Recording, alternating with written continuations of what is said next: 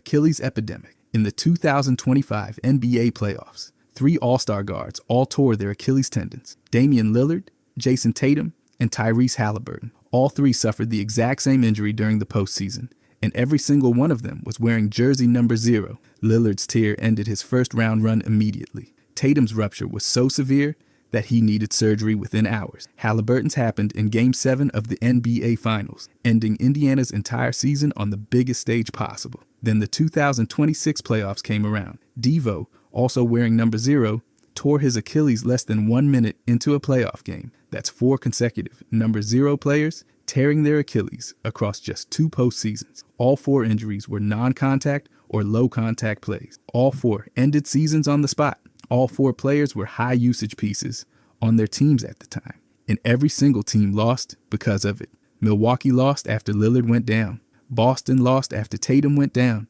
Indiana lost the finals after Halliburton went down. The pattern's almost too clean to ignore. Same jersey number, same injury, same stage, same outcome. You can chalk it up to coincidence, but the sequence is so exact that it's hard not to notice. 4 players, 4 Achilles tears, 4 eliminations, all wearing 0. Lakers collapse. The 2021 to 2022 Los Angeles Lakers were supposed to win 52.5 games. That was the Vegas projection heading into the season. They finished 33-49 and missed the playoffs entirely. That's a drop of nearly 20 wins from expectation, one of the largest gaps between projection and result ever recorded for a team at that level. The roster had LeBron James, Anthony Davis, and Russell Westbrook. On paper, that's a top Western Conference contender. What actually happened was a complete breakdown at almost every level. The team used over 30 different starting lineups throughout the season. Davis missed significant time with injuries. Westbrook struggled with turnovers, efficiency, and fitting into a half-court offense that wasn't built for his style. The defense dropped dramatically from the previous season, and Transition D ranked among the worst in the entire league. The roster had one of the oldest average ages in NBA history, and the spacing problems were constant because of limited three-point shooting across the roster. LeBron couldn't stabilize the season alone. Teams projected above 50 wins almost never fall below 500. Teams at that level almost never miss the playoffs entirely. This one did both. The gap between what everyone expected and what actually happened made it historically extreme, and it's still referenced as one of the biggest contender collapses the league has ever seen. Garnett era. Kevin Garnett entered the NBA in 1995, the exact same season the Chicago Bulls went 72-10. That team is widely considered one of the greatest ever assembled. Garnett was a rookie with the Minnesota Timberwolves that year, and he faced those Bulls directly. Then, 20 years later, in 2015 to 2016, the Golden State Warriors broke that record by going 73-9. Garnett was still active. He faced those Warriors too. That makes him the only player in NBA history whose career directly overlapped both the winningest team of the 90s and the winningest team of the modern era. His career ran from 1995 to 2016, 21 total seasons. And in the games he played against both historic teams, he went 0-3 combined. 0 wins against the 72-10 Bulls. 0 wins against the 73-9 Warriors. The gap between those 2 seasons is 20 years. Most players either retire long before that window closes or enter the league too late to face the earlier team. Garnett did neither. He competed against Michael Jordan's peak dynasty at the start of his career and against Steph Curry's peak dynasty at the end. One player, 2 different eras of historic dominance, a direct bridge between the greatest team of one generation and the greatest team of the next. By the way, if you guys want to subscribe, I'm going to be posting every day.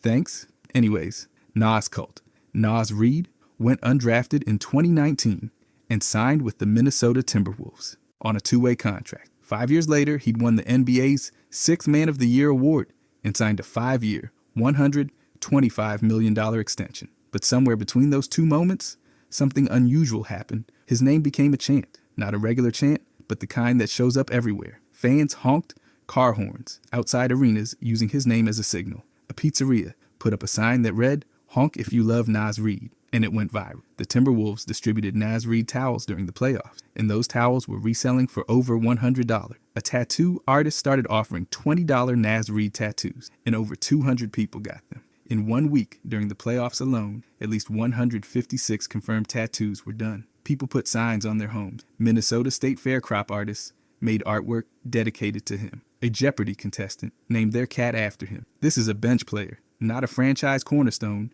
not a first overall pick, not a guy with a decade of stardom behind him. He came in undrafted, developed into a real contributor, and ended up with one of the most genuinely committed fan followings in the entire league. The numbers around it are real, the behavior is documented, and it's completely unlike anything surrounding any comparable role player. Sheboygan team. Sheboygan, Wisconsin has a modern population of around 49,000 people. In 1949, the city's basketball team, the Sheboygan Redskins, joined the NBA through the merger of the National Basketball League and the Basketball Association of America. They played one NBA season, they finished 22-40, made the playoffs, and lost in the Western Division semifinal. Their home arena held around 3,500 people at peak capacity. Larger market executives at the time reportedly described the franchise as a small city or Bush League operation. But during that one season, they went 7-2 to start the year, beating teams like the Boston Celtics and New York Knicks. They also beat the Minneapolis Lakers, who were led by George McCann,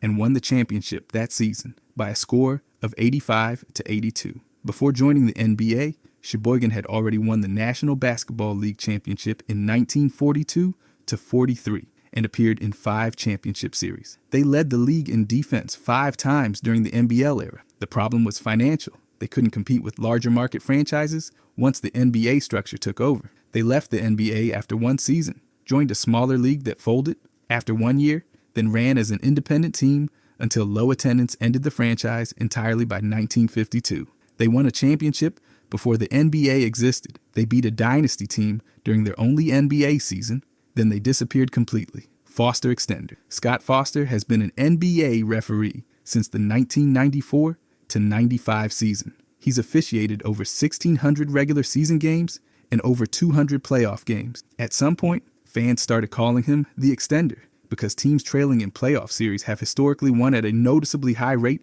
in games he officiates. The label comes from the idea that his games tend to extend series, forcing Game 6 or Game 7 situations. Fans began tracking specific win rates for trailing teams in his games, and one referenced data set showed leading teams losing 19 of 21 games in certain tracked scenarios. He's been voted the worst referee in the league by NBA players in multiple anonymous surveys. Chris Paul has publicly called the issues personal. James Harden has called him rude and arrogant.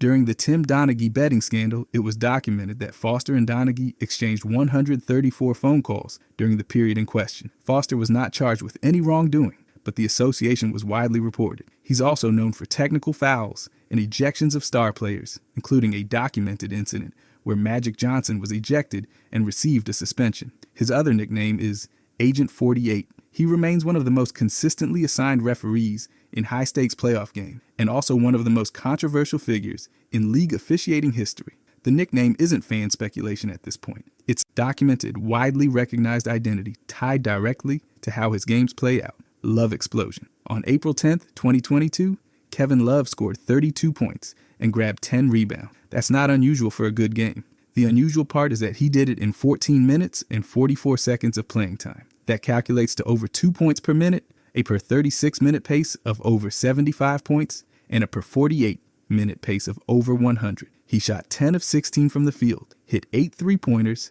and grabbed all 10 rebounds in that same window. It's the highest point total ever recorded in 15 minutes or less in the modern era, and the first 30-point 10-rebound game under 15 minutes on record. The previous benchmark was Earl Monroe's 25 points in 15 minutes. Cleveland won the game 133-115 over Milwaukee, and Milwaukee did rest key starters that night. But Love still led all scorers. Every other player in the game had more time on the floor. Most high-scoring performances in NBA history require 40-plus minutes, high usage across the full game, and sustained shot volume throughout. This one happened in roughly 1/4 of playtime off the bench against a resting opponent's rotation. The efficiency numbers are what make it historically extreme.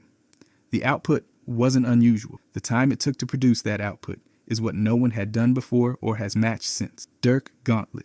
In the 2011 NBA playoffs, Dirk Nowitzki and the Dallas Mavericks faced 3 separate teams, each led by a different superstar. In the second round, they faced the Los Angeles Lakers, who were defending champions led by Kobe Bryant. Dallas swept them 4-0. That series also happened to be Phil Jackson's final game as a coach, and Dallas set a playoff record with 20 made three-pointers in one game. In the Western Conference Finals, they faced the Oklahoma City Thunder, led by Kevin Durant. Dallas won 4-1. Then in the NBA Finals, they faced the Miami Heat's newly formed super team, led by LeBron James. Dallas won 4-2. One playoff run, 3 different tiers of competition, a defending champion dynasty, a future dynasty core, a brand new super team. Kobe Bryant eliminated, Kevin Durant eliminated, LeBron James eliminated. The full roster of opponents also included Russell Westbrook, D. Wade, and Chris Bosh. Dallas's overall record that postseason was 16-5. What makes it unique isn't just winning the championship. It's the specific structure of the opposition. Each round presented a different kind of star, a different team identity, a different era of dominance, and Dirk went through all 3 of them consecutively. There's no other championship run in NBA history with a comparable elimination ladder across 3 separate MVP-level players on 3 separate teams, all in the same year. LeBron call. On January 22, 2006, Kobe Bryant scored 81 points against the Toronto Raptors. 55 of those points came in the second half alone. It's the second highest scoring game in NBA history. The story that circulates around that game involves LeBron James. Before the 81-point game happened, LeBron had reportedly said he expected Kobe to reach around 80 points in a game at some point. The claim is built around what Kobe was doing that season. He was averaging 35.4 points per game. He'd already put up a 62-point game in just 3 quarters earlier that year. He had multiple 50-point games on record. His usage rate was extreme, and the entire Lakers offense was centered around him as the primary option. So the argument is that the context was already there. The scoring pace, the usage, the shot volume, all of it pointed toward a historic individual output at some point. LeBron's reported expectation landed before it happened. Then Kobe went out and produced the second highest scoring game ever. The sequence is what makes the story stick. Elite scorer having a historically dominant season, someone saying he could reach extreme totals, and then he goes and does exactly that in one game. Whether the timeline of the prediction is exact or approximate, Kobe's output that night wasn't out of nowhere. The statistical foundation for it had been building all season. Shaq discovery. Shaquille O'Neal was born on March 6, 1972. His stepfather was in the United States Army, which is why Shaq spent part of his teenage years living overseas on military bases. When Shaq was 13 years old, Dale Brown, the head coach of Louisiana State University, was visiting a United States Army base in West Germany to recruit players. At that base, he saw Shaq playing basketball. Shaq was already physically dominant, already extremely tall for his age, and Brown identified him immediately as a future elite center prospect. Brown actively recruited internationally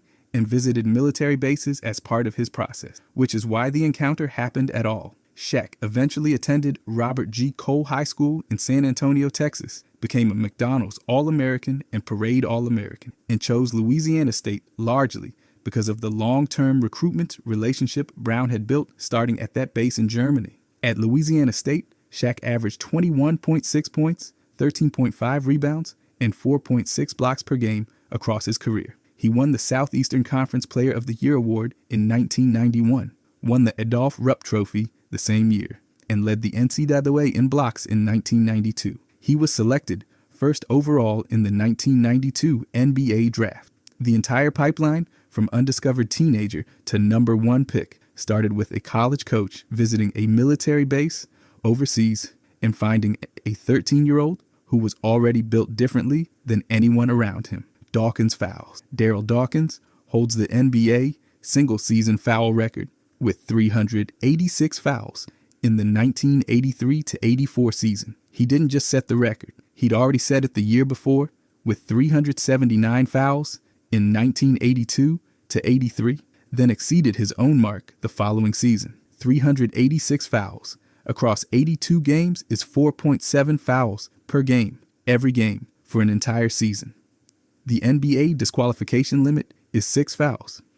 Dawkins was operating near that limit on a nightly basis. He was a center, playing heavy minutes with an extremely physical interior presence. He was drafted directly out of high school in 1975, making him the first NBA player ever drafted straight from high school. The physical style he played with wasn't just statistically extreme, it literally changed the league. In 1979, Dawkins broke 2 backboards in separate games during the same season. The NBA responded by creating breakaway rims directly because of him. His nickname, Chocolate Thunder, was given to him by Stevie Wonder. His career foul totals were higher than some players with significantly longer careers in the league. He broke a record, then immediately broke it again. He forced a rule change that still exists today. And he did all of it while playing on the interior at a level of physicality the league simply hadn't seen before, and eventually had to build new infrastructure around. Magic debut. On October 12, 1979, Magic Johnson played his first NBA game. The opponent was the San Diego Clippers. Magic scored 26 points, grabbed 8 rebounds, recorded 4 assists, and blocked 4 shots as a rookie starting point guard. The other storyline from that same game is what World B. Free did on the opposing side. Free scored 46 points with 7 rebounds, 5 assists, and 7 steals in a debut night opponent performance that would stand out in any era. The game came down to the final moments, and Kareem hit a game-winning skyhook at the buzzer to give the Lakers the win. 3 extreme events in one game: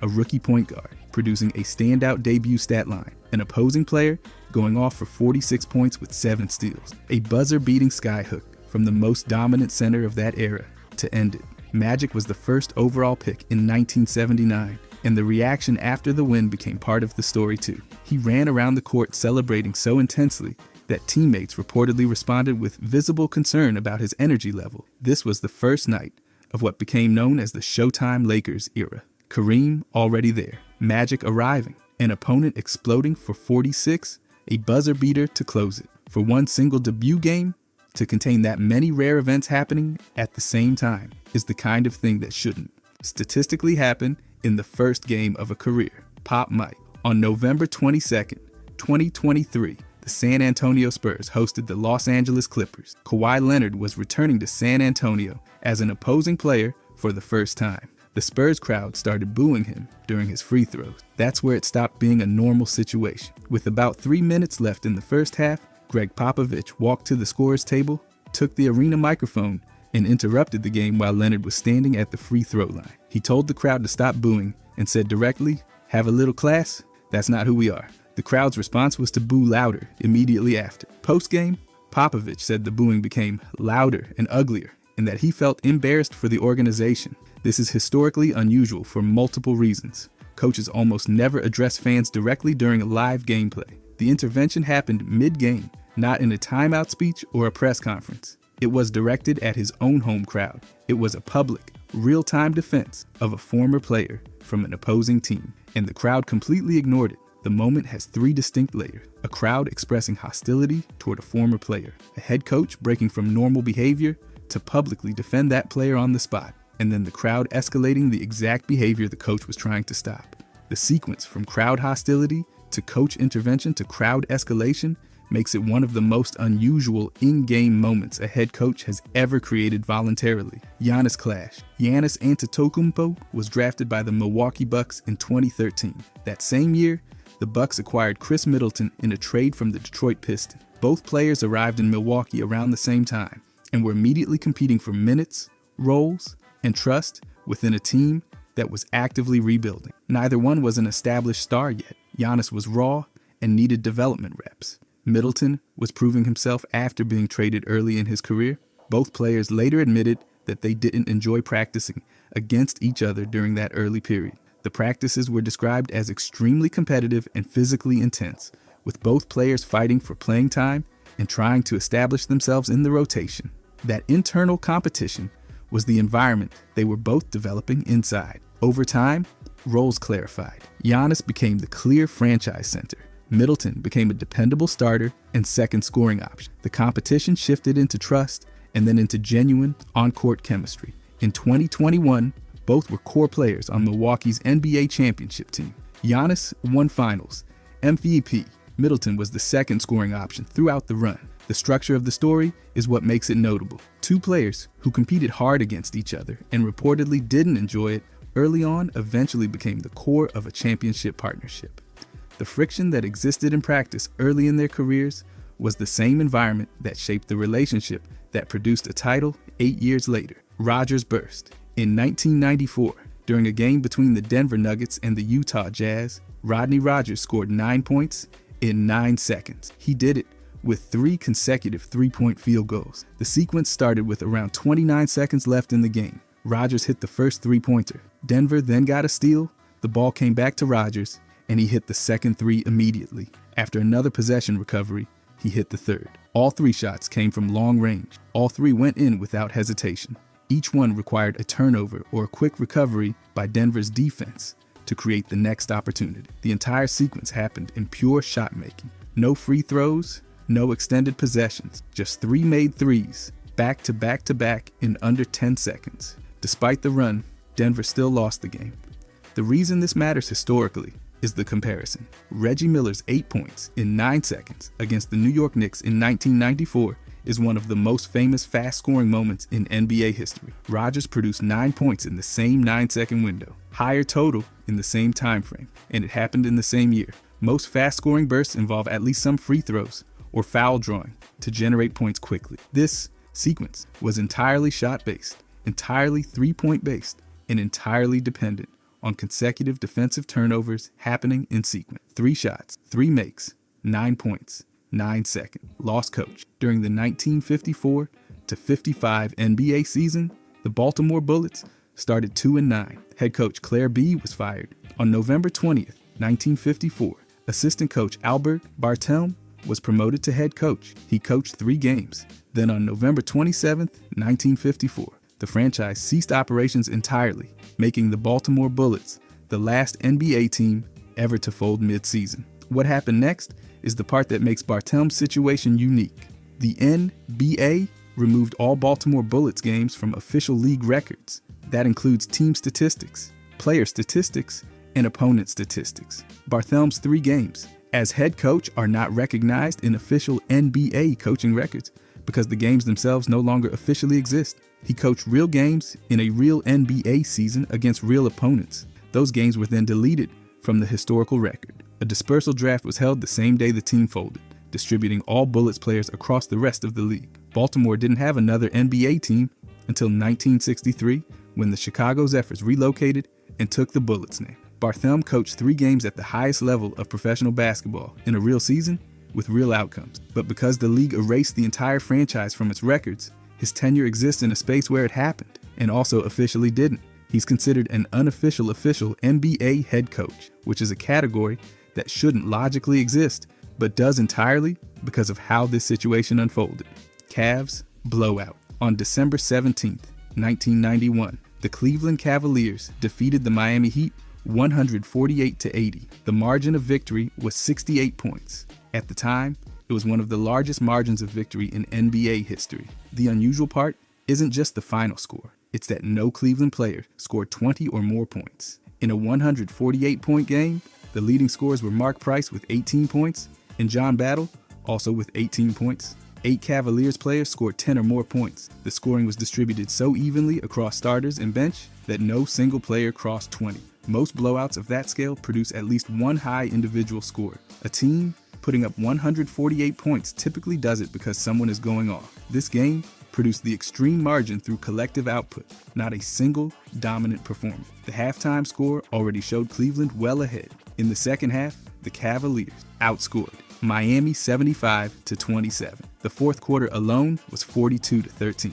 The Heat were going through their early expansion years and had one of the worst rosters in the league at the time, but the margin was still historically extreme. The statistical rarity is in the combination, one of the biggest blowouts ever recorded. No individual player breaking 20 points, 8 players reaching double figures instead. Maximum team-wide scoring efficiency, producing a historic margin without a single player needing to carry it. Sacre rule. On February 5th, 2014, the Los Angeles Lakers were playing the Cleveland Cavaliers. The Lakers were severely shorthanded due to injuries and had only 5 eligible players available. Late in the game, center Robert Sacre committed his 6th personal foul. In a standard situation, a 6th foul results in disqualification, and the player is removed from the game. But a specific NBA rule exists for exactly this scenario. If a team only has 5 eligible players remaining on the court, they cannot be reduced below 5.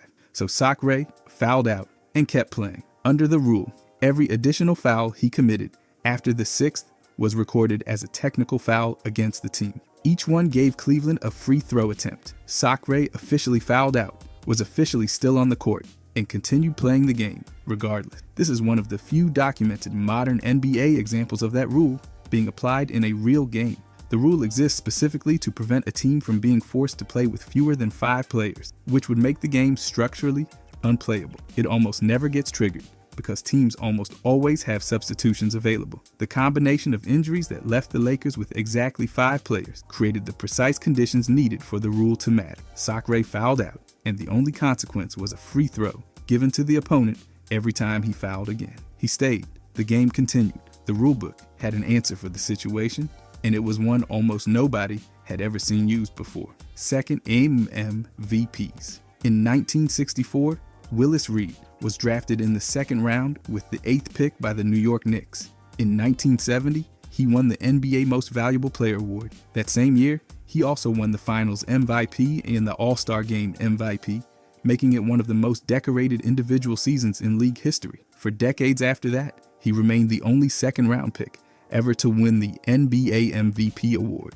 Then in 2014, Nikola Jokic was drafted by the Denver Nuggets in the second round with the 41st overall pick. In 2021, Jokic won the MVP. Then he won it again in 2022. That made him the first second-round pick to win the award since Willis Reed, more than 50 years earlier. The gap between the two is the entire point. MVP winners are overwhelmingly top draft picks, lottery selections, and franchise cornerstones identified before they ever played an NBA game. Second-round picks enter the league with lower expectations, reduced guarantees, and far less institutional belief behind them. The historical record reflects that reality. Only 2 players ever, from the entire history of the award, won it as second-round selections. Reed in 1970, Jokic in 2021 and 2022. One picked 8th in the second round, one picked 41st. More than 50 years between them. Every other MVP in the history of the league was a first-round pick. Rotenstart. On November 13th, 2013, Tony Roten started an NBA game for the first time in his career. The Philadelphia 76ers were playing the Houston Rockets. Roten finished with 18 points, 10 rebounds, and 11 assists. That stat line is a triple-double. It came in his first career start. At the time, no player in NBA history had ever recorded a triple-double in his very first career start. Roten had played in NBA games before that night, but always off the bench. He'd never been in a starting lineup. The first time he was given a starting role, he immediately produced a line that most players never hit in any game of their careers, let alone their first opportunity as a starter. The game itself went to overtime, and Philadelphia won 123-117. Roten's production spanned all 3 major statistical categories across a game that lasted longer than regulation. The historical significance is in the timing. Triple-doubles are rare. First career starts are one-time events. The overlap between those two things had never happened before in league history. It happened the first time Roten was handed a starting spot. He hadn't done it off the bench. He hadn't done it in a lesser role. He stepped into a starting position for the first game ever and immediately recorded a historical first in a league that had been operating for decades before he played a single minute as a starter. Lou Dort. He's one of those defenders that opponents genuinely can't stand dealing with. Dort has committed over 1,200 career personal fouls despite not even being a big man, which tells you everything about how physical his style is. He's not out there padding a box score with points either. He's averaging under 10 points per game, meaning almost everything he does on the floor is purely about making life difficult for whoever he's guarding. He's been assigned to elite offensive stars throughout his career and recognized as an all-defense level perimeter stopper. That kind of role means constant contact, fighting through screens, bodying ball handlers, and contesting every single drive at high intensity. It's not a style that wins you fans on the other team. Then in 2026, he was assessed a flagrant 2 and ejected after tripping Nikola Jokic during a game, with officials ruling the action posed an injury risk.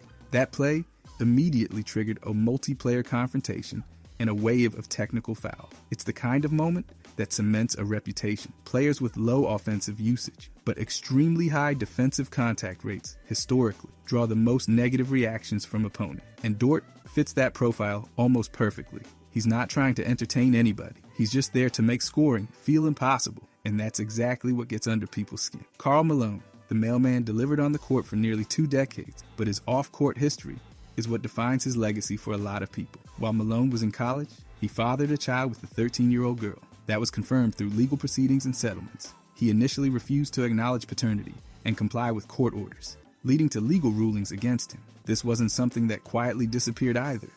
Multiple paternity-related legal disputes were resolved through confidential settlements well into his retirement, keeping the controversy alive long after his playing day. And because Malone was a superstar for so long, scoring over 36,000 career points and finishing second on the all-time scoring list at the time of his retirement, there was never a moment where he faded from public view. He stayed in the spotlight, which meant the controversy stayed there too.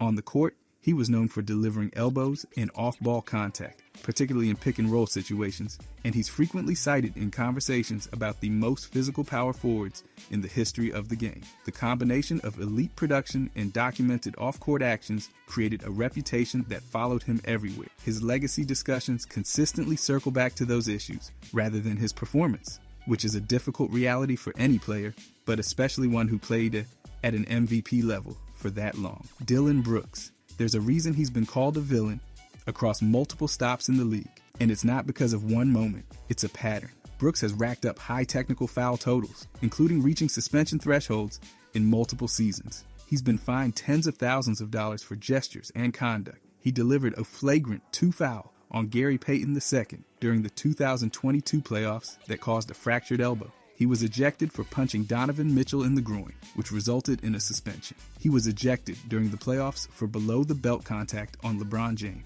These aren't isolated incidents across a long career. They're a concentrated collection of documented plays that span multiple seasons and multiple teams. Beyond the on-court stuff, he publicly called LeBron James old orange during a playoff series, which drew widespread backlash, and he refused media availability after losses, increasing the negative coverage around him. He's also been known to shove cameramen and get into confrontations with multiple players throughout games. Even the officiating side of things reflects his reputation.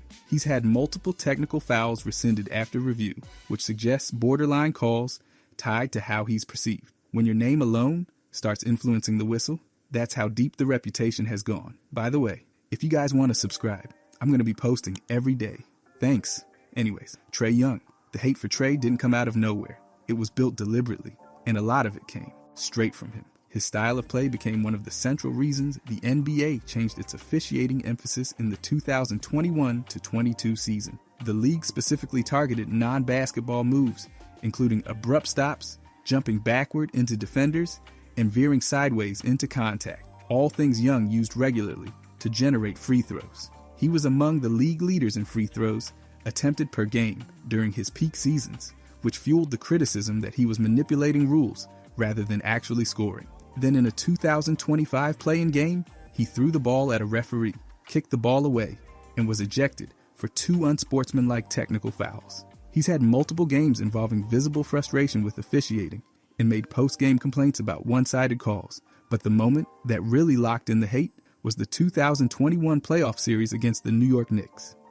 He eliminated New York in 5 games, repeatedly engaged with a hostile crowd, and took a bow at Madison Square Garden. That performance directly led to an entire chant culture forming around him across the country. He didn't shy away from it either. He intentionally embraced the villain identity, which only amplified the reaction from fans everywhere he played. That combination of foul baiting, referee conflicts, and public provocation built one of the most polarizing reputations in the league. Rudy Gobert. There's one moment that defines how a lot of people feel about Gobert, and it happened in March of 2020. Before his positive test was confirmed, he walked up to a press conference table and mocked the COVID-19 precautions by touching all the microphones and recording devices in front of him. Days later, he became the first NBA player confirmed with the virus, and the league suspended the entire season immediately after his diagnosis. That single sequence of events made him one of the most criticized athletes in modern sports history. The fallout didn't stay outside the locker room either. Teammate Donovan Mitchell also tested positive shortly after, and reports confirmed the two had a strained relationship and went through a period where they didn't speak at all. Beyond that moment, Gobert was voted most overrated player in the league by anonymous NBA players at 13.6%. Shaquille O'Neal repeatedly questioned his contract value publicly, calling into question whether he performs like a dominant big despite the massive money attached to his deals. He's also been involved in a team altercation where he punched teammate Kyle Anderson in 2023, resulting in a team suspension. He's a 4-time Defensive Player of the Year, which ties the all-time record, and he anchors elite defenses statistically. But the gap between his advanced metrics and the eye test in playoff matchups, combined with the COVID incident, created a perception problem that's never fully gone away. Zaza Pachulia. There are players who get labeled dirty and never quite shake it. Zaza Pachulia is one of those players, and for very specific reasons. In Game 1 of the 2017 Western Conference Finals, Pachulia closed out under Kawhi Leonard's landing space. Leonard came down directly onto his foot, severely re-aggravated his ankle, left the game, and never returned in that series. The San Antonio Spurs had led by more than 20 points before the injury and went on to lose the series. Spurs coach Greg Popovich publicly condemned the play. Beyond the Leonard situation, Pachulia's play was serious enough that the NBA introduced what became known as the Zaza rule, which penalizes reckless closeouts under shooters. Officials confirmed his play on Leonard would have been ruled flagrant under the new rules. That's one of the rare cases in league history where a single player's action led to a named rule change. The Leonard incident wasn't the only moment either. He was involved in a headbutt against Kevin Garnett during the 2008 playoffs. He fell onto Russell Westbrook's leg in 2018 in another controversial play that Westbrook and others called intentional, though the NBA declined to discipline him. Paul George and Kyrie Irving were among the star players who publicly criticized him. He went from being labeled a physical player to being labeled a dangerous one, and that distinction stuck for the rest of his career. Draymond Green. When you talk about league discipline in the modern era, Draymond Green's name sits at the very top of that conversation. He's been suspended at least 6 times throughout his career and has accumulated over 200 fines and penalties, the majority tied to technical fouls and conduct violations. He's recorded over 20 career ejections, which placed him second in NBA history as of 2024. The incidents aren't minor either. He placed Rudy Gobert in a chokehold during a game, which resulted in a 5-game suspension. He struck Yusuf Nurkic in the face and received an indefinite suspension. He stomped on Domantas Sabonis during the playoffs, triggering both an ejection and a suspension. In 2016, he was suspended for Game 5 of the NBA Finals after reaching the technical foul limit, directly affecting the outcome of a championship series. The league has repeatedly cited his history of unsportsmanlike acts in official suspension statement, and the indefinite suspension specifically referenced his pattern of repeat behavior. It didn't stop at opponents either. He struck teammate Jordan Poole during a practice altercation that was confirmed by video. He was arrested for assault in 2016 after a confrontation in Michigan. The league's punishment severity for Green has increased over time, specifically because of his repeat offender status. There isn't a player in the modern era with a disciplinary record that comes close to matching what's documented against him. Bill Laimbeer. The Detroit Pistons of the late 1980s weren't just a physical team. They were built around a specific identity, and Bill Laimbeer was at the center of it. He was the starting center on the Bad Boys Pistons teams and one of the most consistent instigators of physical play in that era.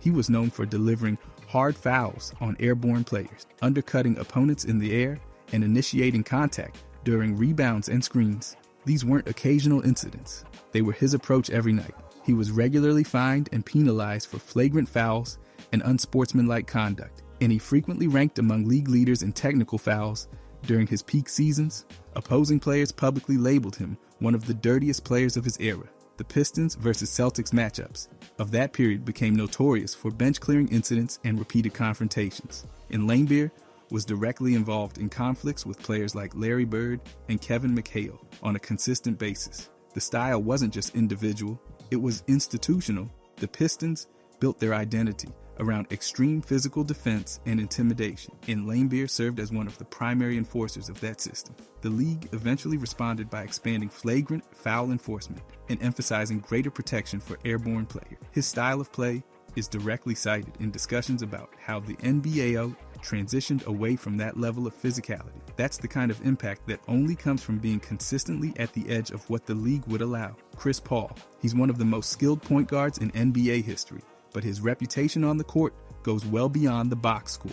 Paul consistently ranks among league leaders in technical fouls for guards, which is notable given that his physical profile isn't built around brute force the way some of the other players on this list are. He's documented across multiple teams for subtle contact plays, including groin-level contact on defenders and pulling jerseys or arms in off-ball situations, actions that fall into borderline foul categories and frequently go unpenalized but create real frustration for opponents. His playoff history includes repeated incidents involving flagrant fouls, technical fouls, and late-game altercations where his team's technical foul accumulation directly influenced officiating dynamic. He's been fined multiple times for contact with referees, verbal disputes, and physical escalations, with suspensions occurring during bench-clearing situations. The pattern isn't confined to one stop in his career either. It spans his time with the New Orleans Hornets, the Los Angeles Clippers, the Houston Rockets, and the Phoenix Suns. Consistency across that many franchises isn't coincidence, it's a reputation. As the primary ball handler and floor general, Paul controls the pace of games and engages referees on nearly every possession. That constant, visible disagreement with officials creates a friction that accumulates over time. Combine that with one of the most statistically efficient point guard resumes in league history, and you get a player who's simultaneously respected and genuinely disliked across the entire league. Grayson Allen. The reputation started in college, and it never left. During his time at Duke, Allen committed multiple documented tripping incidents in a short period of time. He tripped Ray Spalding of Louisville, which was ruled a flagrant foul. Weeks later, he tripped a Florida State player in another separate incident. Then came the Elon game, where he kicked and tripped an opponent and was assessed a technical foul. 3 incidents in a concentrated span made it impossible to call any of them accidental. Media at the time labeled him the most polarizing player in college basketball. Duke responded by suspending him indefinitely, and he served at least a 1-game suspension. Coach Mike Krzyzewski stripped him of the team captaincy mid-season, which is an uncommon disciplinary step that signals a genuine internal concern beyond public optics. After returning from the suspension, he committed an additional tripping foul against North Carolina in 2017, meaning the behavior continued even after the consequences. His individual fouls became viral compilations that circulated repeatedly in sports media. Then, in the 2019 NBA Summer League, he committed 2 flagrant fouls in approximately 10 seconds and was ejected, confirming for many that the pattern was carrying directly into his professional career. Duke already carries one of the most disliked program identities in college basketball, and Allen became the face of that villain archetype. The combination of Duke's existing reputation and a repeated, documented history of dangerous plays created a perception that followed him from college through the pros. Kevin Durant. The decision happened in July of 2016, and it changed how a significant portion of the league viewed him permanently. Durant left Oklahoma City after losing a 3-1 series lead to Golden State in the Western Conference Finals, then signed with that same 73-9 Warriors team. The result was one of the most talent-heavy rosters ever assembled, and the perception that he had taken the easiest possible path to a championship spread quickly. That single free agency decision caused the largest shift in public perception of any modern superstar, according to coverage at the time. Then came the burner account situation. Durant was caught using a secondary Twitter account to defend himself and criticize former teammates and his former organization. He later publicly admitted to using burner accounts. In 2026, additional allegations surfaced involving another account criticizing teammates. The content made him look emotionally reactive in a way that was uncommon for a player at his level. He also became known for directly responding to individual critics online rather than ignoring the noise, which only reinforced that perception. His career path from Oklahoma City to Golden State to Brooklyn to Phoenix to Houston, and his high-profile exits through trade requests added a layer of loyalty questions that followed each move. He's a 2-time Finals MVP and one of the most efficient scorers in NBA history. The performance is undeniable, but the context surrounding the championships, the burner accounts, and the repeated team changes created one of the biggest gaps between individual dominance and public approval the league has ever seen. Patrick Beverley. He built an entire career on being the player nobody on the other team wants to deal with, and the incidents that followed reflect exactly that. Beverley is a 3-time all-defense team selection, and his style involves constant ball pressure and physical defense that regularly gets labeled as dirty or overly aggressive. During the 2021 Western Conference Finals, he pushed Chris Paul from behind after a play and was suspended for the next game. In 2022, he shoved DeAndre Ayton from behind and received a 3-game suspension. Both incidents followed a similar pattern of retaliatory actions after plays ended. Then, in the 2024 playoffs against the Pacers, he threw a basketball into the stands twice, and hit a spectator in the head. The NBA issued a 4-game suspension without pay. That moment elevated him from a player known for aggressive defense to a figure at the center of a league-wide controversy. Around the same time, he removed a reporter from an interview for not subscribing to his podcast, which became its own viral moment. He's also been fined previously for interactions with fans during games and is known for confrontational behavior in media settings that regularly turns into publicized incidents. In 2025, he was arrested on felony assault allegations involving a family member. A grand jury declined to indict him, but the incident significantly damaged how he was perceived publicly, despite no charges being filed. Joel Embiid, the numbers tell the story pretty clearly here. Embiid has committed over 1,400 career personal fouls, and he plays at one of the highest usage rates for centers in the league, which means the contact situations pile up fast. He's recorded 24 total flagrant fouls in under 500 career games, a rate that exceeds several players known specifically for physical play on a per-game basis. He draws roughly 6 fouls per game in recent seasons, placing him among the league leaders in that category, and the volume of free throws and stoppages that creates builds real frustration for opposing fans and players. The fines add up too. He was fined $50,000 in 2025 for a lewd gesture, and that same gesture had generated multiple prior fines, totaling over $180,000 combined. He was suspended 3 games without pay for shoving a media member in a locker room incident. He was involved in a physical altercation with a reporter after a game. He was fined for inappropriate language toward LeVar Ball on social media. The pattern is a combination of high foul volume,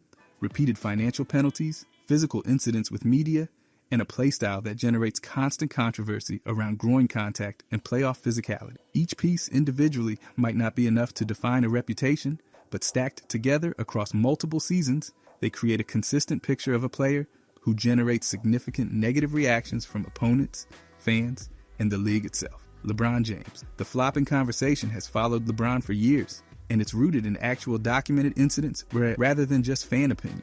The NBA implemented anti-flopping fines in 2012 due to league-wide concerns about the practice, and LeBron was among the players officially fined under those rules during the playoffs.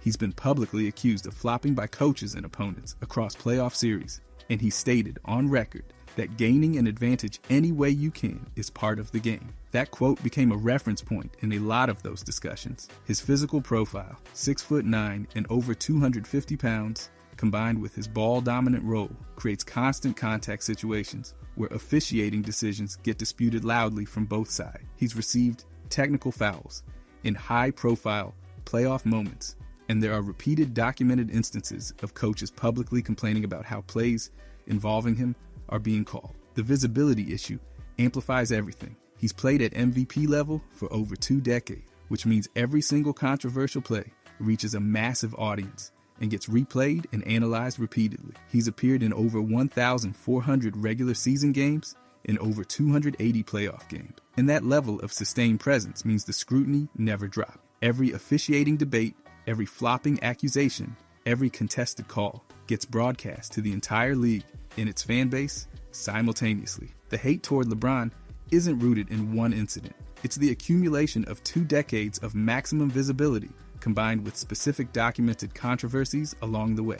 Reggie Miller. If you grew up watching basketball in the 1990s, you know exactly what kind of player Reggie Miller was. And so did every defender who had to guard him. He's one of the most documented trash talkers in NBA history, known for constant verbal exchanges with players and fans throughout playoff games. His courtside rivalry with Spike Lee during Knicks series became one of the most recognizable recurring storylines of that era, playing out on nationally televised playoff stages. In the 1994 playoffs, he performed the choke gesture toward Knicks fans, and that moment is still referenced decades later as one of the defining images of that rivalry. His actual play style was built around drawing fouls off screens, selling contact on jump shots, and psychologically disrupting defenders, which earned him the label of an early foul baiting perimeter player. Opponents repeatedly accused him of exaggerating contact, and he was called a flopper during his era, but the performance backed everything up in the most painful way possible for certain fan bases. He scored 25 fourth-quarter points in a single playoff game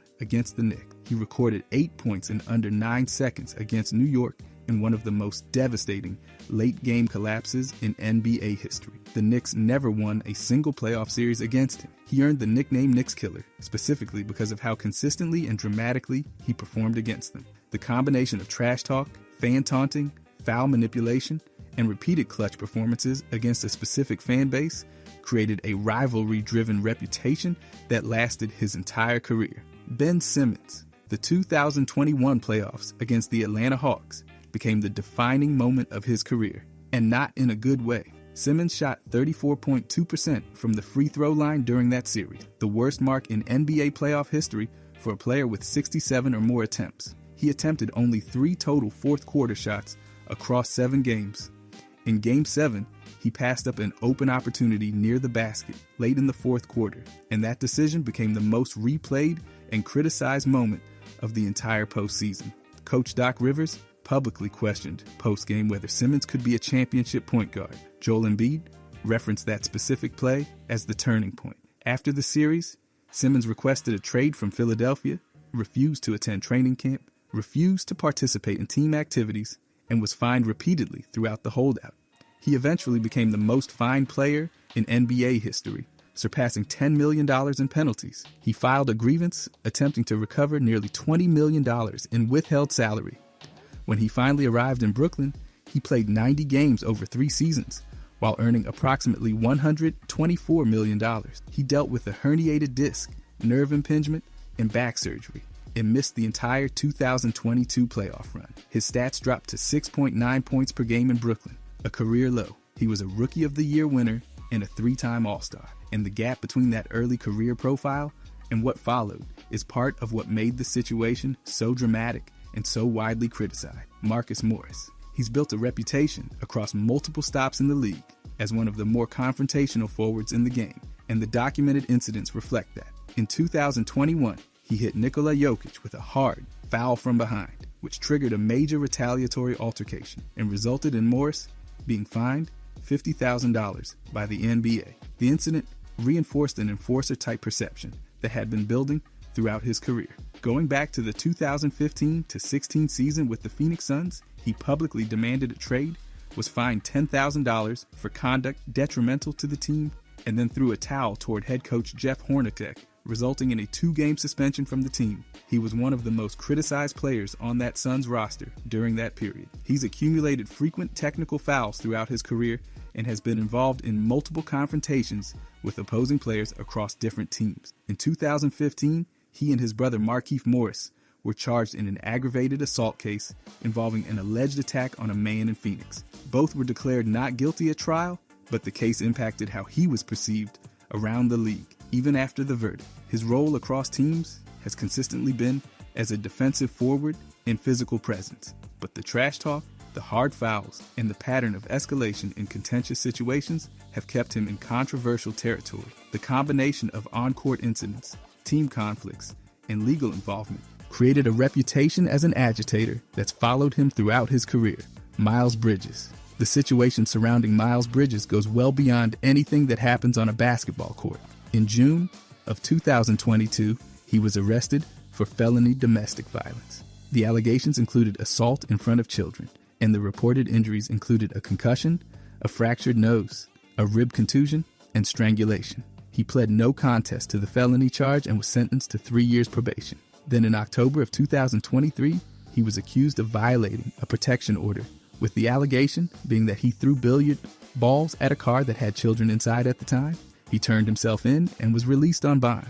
The NBA investigated and issued a 30-game suspension without pay, one of the longest suspensions for off-court conduct in recent league history. Before any of that, in a 2022 play-in loss against the Hawks, he threw his mouthpiece into the stands and hit a 16-year-old fan in the crowd, resulting in a $50,000 fine. When he returned to the NBA after the suspension and continued playing under a signed contract, the public reaction was significant, with backlash directed at both the league and the organizations involved in the decision to bring him back. The off-court legal history defines how he's viewed across the entire league, and the combination of the felony conviction, the probation violation allegation, and the suspension makes his situation one of the most serious on this entire list. Kyle Kuzma. A lot of the criticism directed at Kyle Kuzma comes from the environment he played in more than any single major incident. He spent his early career with the Los Angeles Lakers during a period of constant media attention and championship expectations, and as a high-usage young player on a contending roster, every inconsistent stretch was amplified by that market. He averaged 16 points per game as a rookie, and then saw his scoring fluctuate in later seasons despite similar minutes, with shooting efficiency varying significantly year to year. The role shift was part of it too. He transitioned from a primary scorer to a third option on the 2020 championship team, and the drop in counting stats that came with that change led to heavy public scrutiny relative to earlier expectations. Off the court, he was involved in multiple social media disputes with NBA players and analysts, which increased the visibility of any controversy around him. He indirectly criticized teammates and organizations through tweets and interviews, generating public backlash in a market that already had every move heavily covered. His pre-game outfits and fashion choices regularly became viral discussion topics that often overshadowed his actual performance. The criticism cycle around Kuzma has always been driven more by Lakers' exposure and public persona than by any one documented incident. The gap between expectations built in Los Angeles and the production that followed created a persistent narrative that followed him even after he left the franchise. Rick Mahorn, the Detroit Pistons, bad boys teams of the late 1980s, didn't earn that nickname by accident. Rick Mahorn was the starting power forward on those championship rosters, and the team's strategy was explicitly built around physical intimidation and hard fouls. Mahorn consistently ranked among league leaders in personal fouls and physical defensive plays. He was regularly engaged in on-court fights and bench-clearing confrontations, and both teammates and opponents acknowledged his role as the primary enforcer of the group. He accumulated numerous technical fouls, ejections, and fines tied to physical play throughout his career, and his style frequently exceeded whatever the league was trying to enforce at the time. The rivalry games against the Celtics and the Bulls during the playoffs were particularly intense, with Mahorn directly involved in situations where hard fouls escalated into full confrontations. The pattern was consistent. These weren't isolated moments. They were a reflection of how Mahorn played every single night. The impact on league rules followed eventually. The Piston style, with Mahorn as one of its central figures, contributed directly to increased enforcement of flagrant fouls and greater emphasis on protecting airborne players as the NBA moved away from the level of physicality that defined that era. He's viewed as one of the architects of a playing style that the league ultimately had to regulate more strictly. The association with one of the most aggressive teams in NBA history, combined with his individual record of physical and confrontational play, made him one of the more disliked players of his generation. Ron Artest. On November 19th of 2004, the NBA experienced the most serious player-fan altercation in its history. Ron Artest was a central figure in what became known as the malice at the palace. A hard foul triggered an on-court fight, and when a drink was thrown from the stands, Artest charged directly into the crowd and confronted fans. Multiple players and multiple fans became involved in physical altercations before the situation was controlled. The consequences were severe.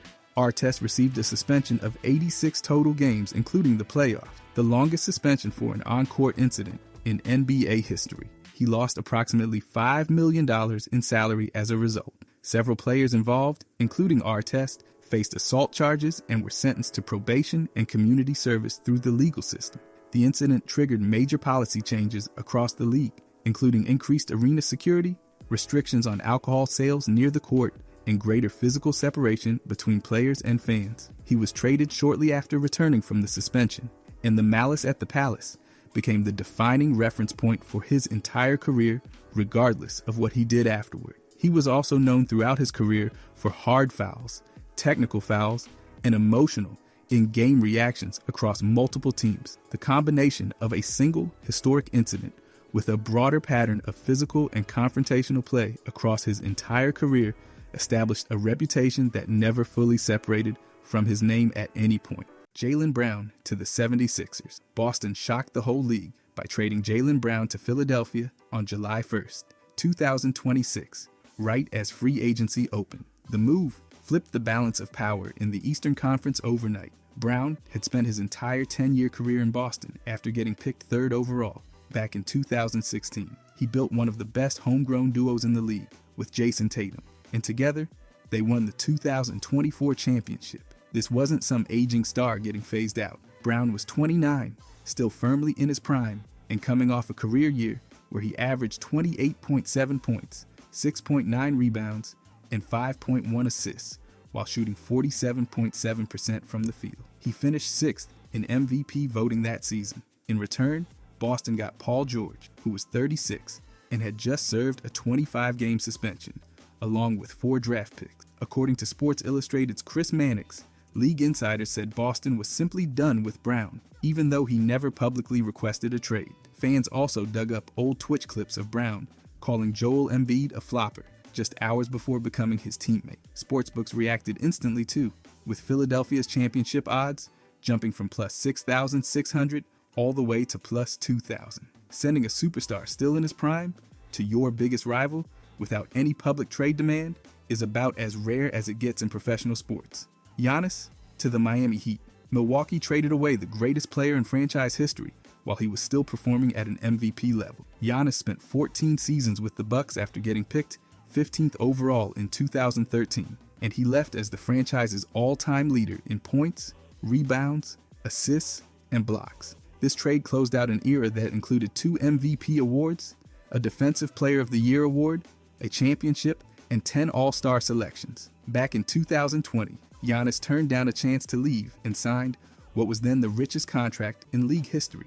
Milwaukee built its entire operation around keeping him satisfied, repeatedly blowing past the luxury tax line to add pieces around him. Instead of getting another superstar back, the Bucks received Tyler Hero, Khalil Ware, Jaime Jaquez Jr., Kasparis Jakuchionis, multiple unprotected first-round picks, a pick swap, and a second-rounder, while also sending Bobby Portis to Miami. Teams almost never give up that much young talent and draft capital unless the player coming back is viewed as truly franchise-altering. Miami instantly became a title contender, pairing Giannis with Baum to build one of the scariest defensive front courts in the league. Betting markets shortened Miami's championship odds within hours of the announcement. A franchise icon, still performing at an elite level, traded away from the only team he'd ever known, is one of the rarest outcomes basketball has ever produced, and it completely reset expectations for both organizations moving forward. Anthony Davis to the Los Angeles Lakers.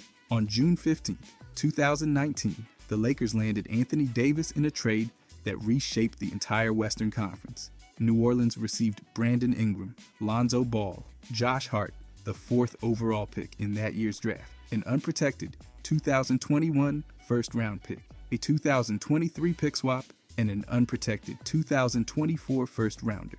Davis was only 26 at the time, a 6-time All-Star, and widely viewed as one of the 5 best players in basketball. He'd requested a trade during the season through his agent Rich Paul, and he made it clear he intended to sign long-term in Los Angeles, which scared off other teams from offering competing packages. The Lakers gave up nearly their entire young core to make it happen. It paid off almost immediately. In Davis' first season, Los Angeles finished 52-19 and won the 2020 championship, the franchise's 17th title overall. He averaged over 26 points and 9 rebounds that season and finished 2nd in Defensive Player of the Year voting. The move reunited LeBron James with another top-tier superstar and accelerated the league's growing trend toward superstar player movement, despite the massive draft costs that stretched years into the future. The Lakers got exactly what they wanted, a championship, making this one of the rare blockbuster trades that delivered its intended result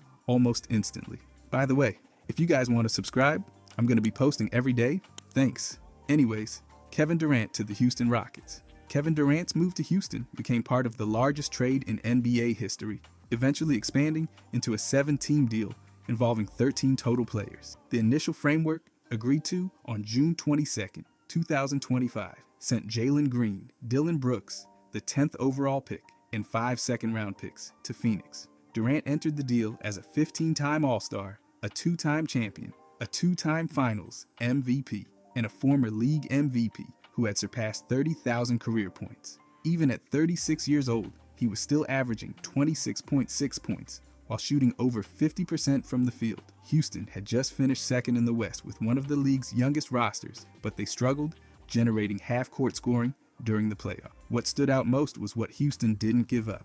Amen Thompson, Alperen Sengun, Jabari Smith Jr., Tari Eason, and Reed Shepherd all stayed with the team. No previous trade in league history had ever involved 7 franchises at once, a group that included Houston, Phoenix, Atlanta, Brooklyn, Golden State, the Lakers, and Minnesota. Analysts pointed out that Houston managed to add an all-time great scorer without touching its most valuable young pieces. Durant joined Sengun, Amen Thompson, and Fred VanVleet, giving the Rockets arguably their best roster since the James Harden era, and instantly turning them into one of the top championship threats heading into the season. Paul Pierce and Kevin Garnett to the Brooklyn Nets. In July 2013, Brooklyn sent Gerald Wallace, Chris Humphries, Keith Bogans, Marshawn Brooks, Chris Joseph, unprotected first-round picks in 2014, 2016, and 2018, plus a 2017 pick swap to Boston for Paul Pierce, Kevin Garnett,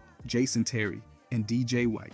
Owner Mikhail Prokhorov wanted to win immediately after relocating the franchise to Brooklyn, and he believed pairing 2 future Hall of Famers with Darren Williams and Brook Lopez would get it done. Pierce was 35 and Garnett was 37, and both had spent nearly their entire careers in Boston, winning the 2008 championship together. Instead of contending, Brooklyn finished 44-38 and lost in the second round of the playoff. Pierce left after just 1 season, and Garnett was traded away the following year. The real story ended up being what Boston did with the picks. The 2016 selection became Jaylen Brown, and the 2017 swap turned into the top overall pick, which Boston traded down and used to select Jason Tatum. Those 2 players became the foundation of Boston's next championship core. Brooklyn spent years without control of its own first-round picks, becoming a cautionary tale about sacrificing future value for aging stars, while Boston rebuilt into a contender without ever bottoming out in the standing. Kawhi Leonard to Toronto. This story is unique because it happened twice. The first trade came on July 18, 2018, when Toronto acquired Kawhi Leonard and Danny Green from San Antonio for DeMar DeRozan, Jakob Poeltl, and a protected first-round pick. Leonard was already a champion, a Finals MVP, and a 2-time Defensive Player of the Year, but a quadriceps injury and a fractured relationship with the Spurs pushed him out after playing just 9 games the previous season. Toronto gave up DeMar, the greatest player in franchise history at that point, who had publicly said he wanted to retire a Rapt. Reports all summer suggested Leonard actually preferred Los Angeles, meaning Toronto might only be renting him for a single season. The gamble paid off in historic fashion. Leonard led Toronto to its first championship, won Finals MVP, scored 732 postseason points, and hit the only Game 7 buzzer beater in NBA history against Philadelphia. Then, just weeks after winning it all, he left for the Clippers anyway. Nearly 8 years later, in the 2026 offseason, Toronto reacquired Leonard from the Clippers, sending Brandon Ingram, Grady Dick, 2 unprotected first-round picks, a pick swap, and 2 second-rounders back. Leonard was coming off one of his healthiest seasons in years, and Toronto sacrificed real future assets to maximize its window around Scotty Barnes, completing one of the rare, true full circle stories in league history. Wilt Chamberlain to the Los Angeles Lakers. On July 9, 1968, the Lakers acquired reigning MVP Wilt Chamberlain from Philadelphia for Archie Clark, Darrell Imhoff, and Jerry Chambers, an incredibly small return by modern standards.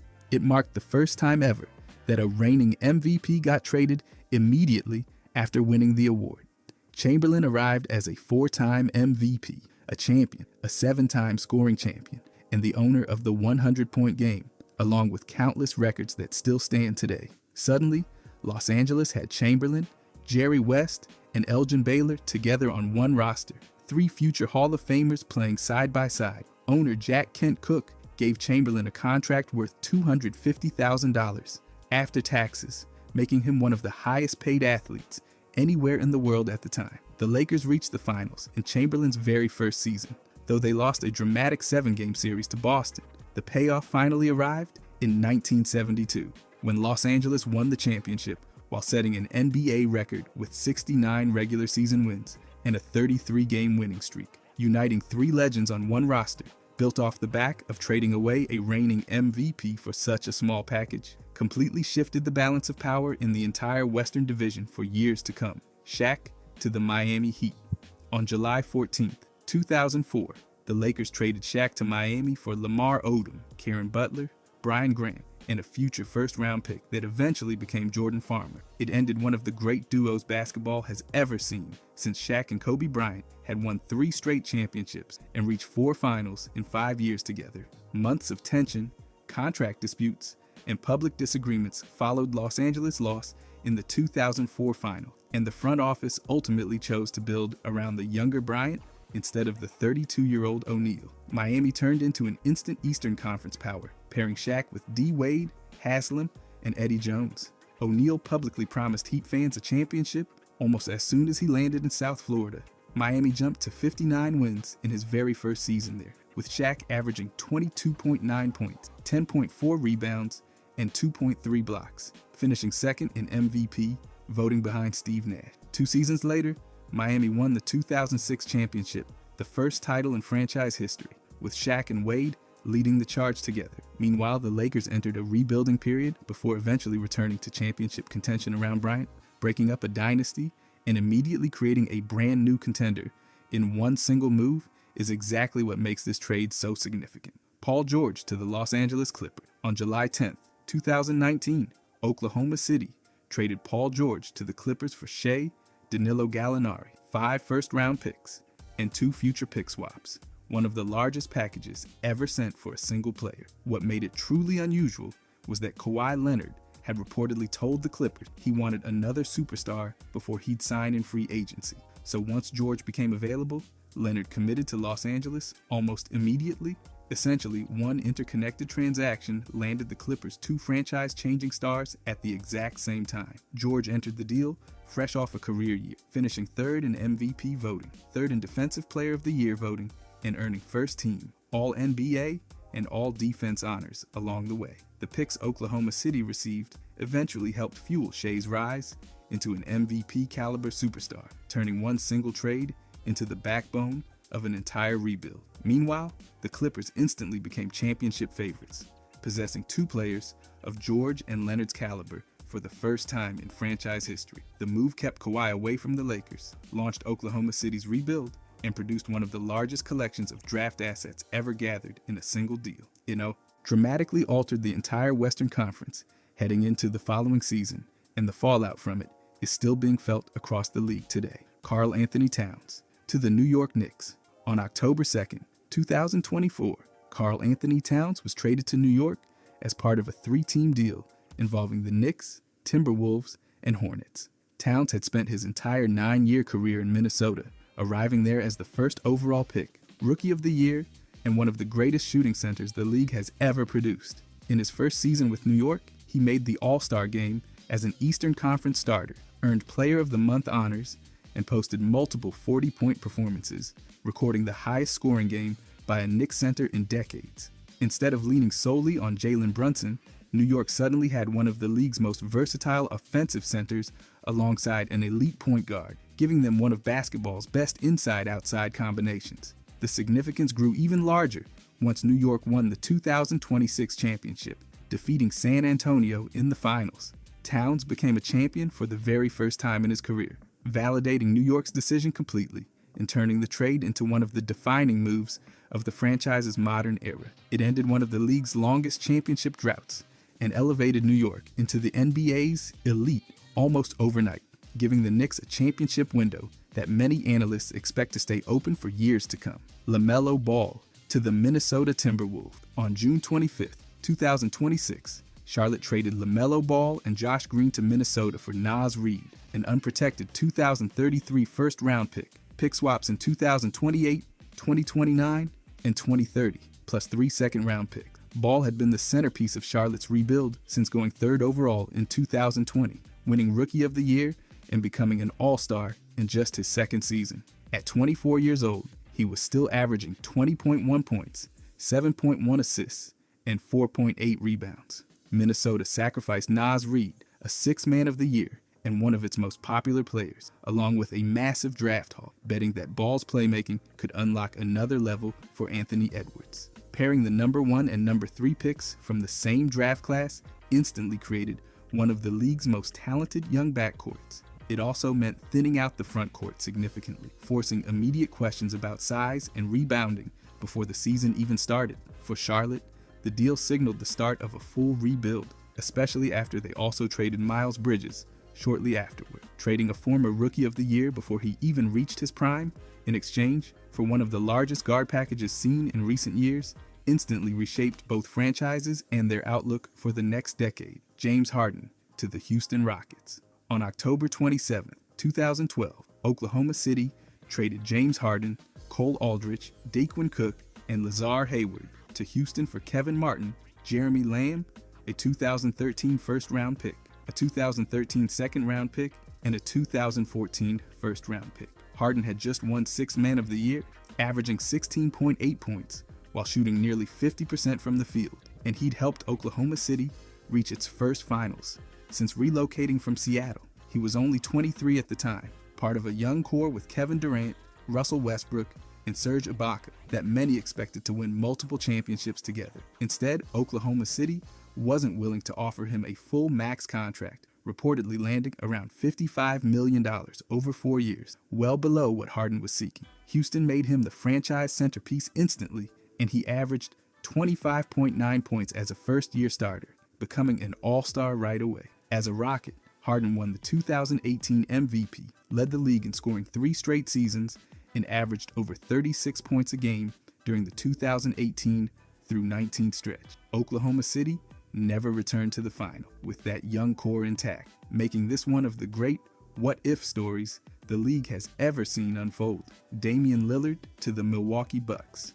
On September 27, 2023, a 3-team deal sent Damian Lillard to Milwaukee, with Portland receiving Drew Holiday, DeAndre Ayton, Toumani Camara, Milwaukee's unprotected 2029 first-round pick, and pick swap rights, while Phoenix received Jusuf Nurkic and additional pieces. Lillard had spent all 11 of his seasons in Portland, becoming the franchise's all-time leading scorer and building a reputation for loyalty that made this trade especially shocking to fans everywhere. Milwaukee gave up Drew Holiday, one of the league's premier perimeter defenders, betting that Lillard's shooting and shot creation would raise Giannis' offensive ceiling enough to offset the defensive downgrade elsewhere. It reshaped the Eastern Conference immediately, pairing 2 perennial All-NBA talents on a single roster for the first time. The ripple effects didn't stop there either.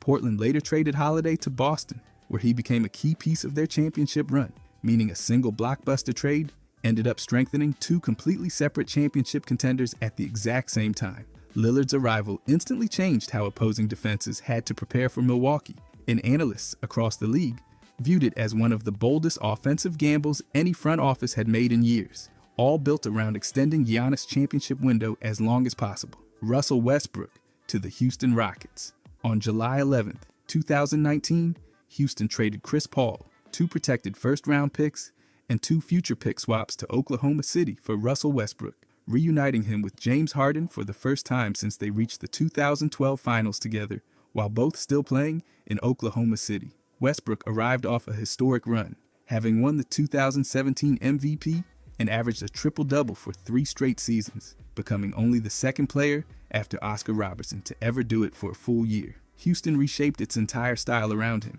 trading Clint Capella at the deadline and going all in on small ball with no traditional center to maximize his rim pressure. During February 2020, Harden and Westbrook became the first teammates in league history to both average at least 30 points and 5 assists in the same month, combining for 61.5 points per game that season together. Despite the offensive fireworks, the experiment lasted just 1 single year.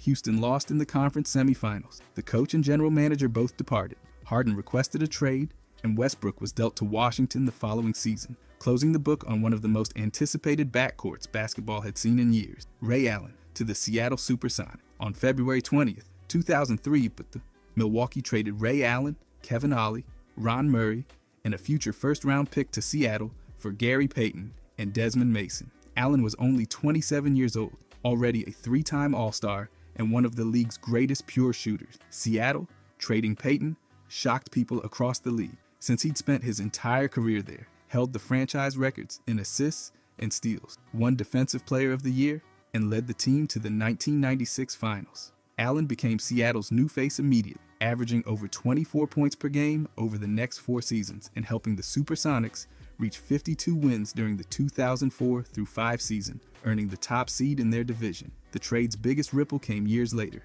when Allen's success in Seattle eventually set up his own trade to Boston in 2007, where he joined Paul Pierce and Kevin Garnett to form the famous Big Three and win the 2008 championship together. Looking back, this deal ended up connecting 3 separate eras of basketball history through one single transaction, starting with 2 established all-star swapping teams and eventually leading all the way to a championship banner in Boston several years down the road, Moses Malone to the Philadelphia 76ers. In September 1982, Houston traded reigning MVP Moses Malone to Philadelphia for Caldwell Jones and a future first-round pick, after Malone signed a restricted free agent offer sheet that Houston chose to match and immediately flip elsewhere. Philadelphia already had Julius Erving, Maurice Cheeks, Andrew Toney, and Bobby Jones, but kept falling short against the Lakers, and Malone gave them arguably the best center in all of basketball. He won his 3rd MVP that very season, averaging 24.5 points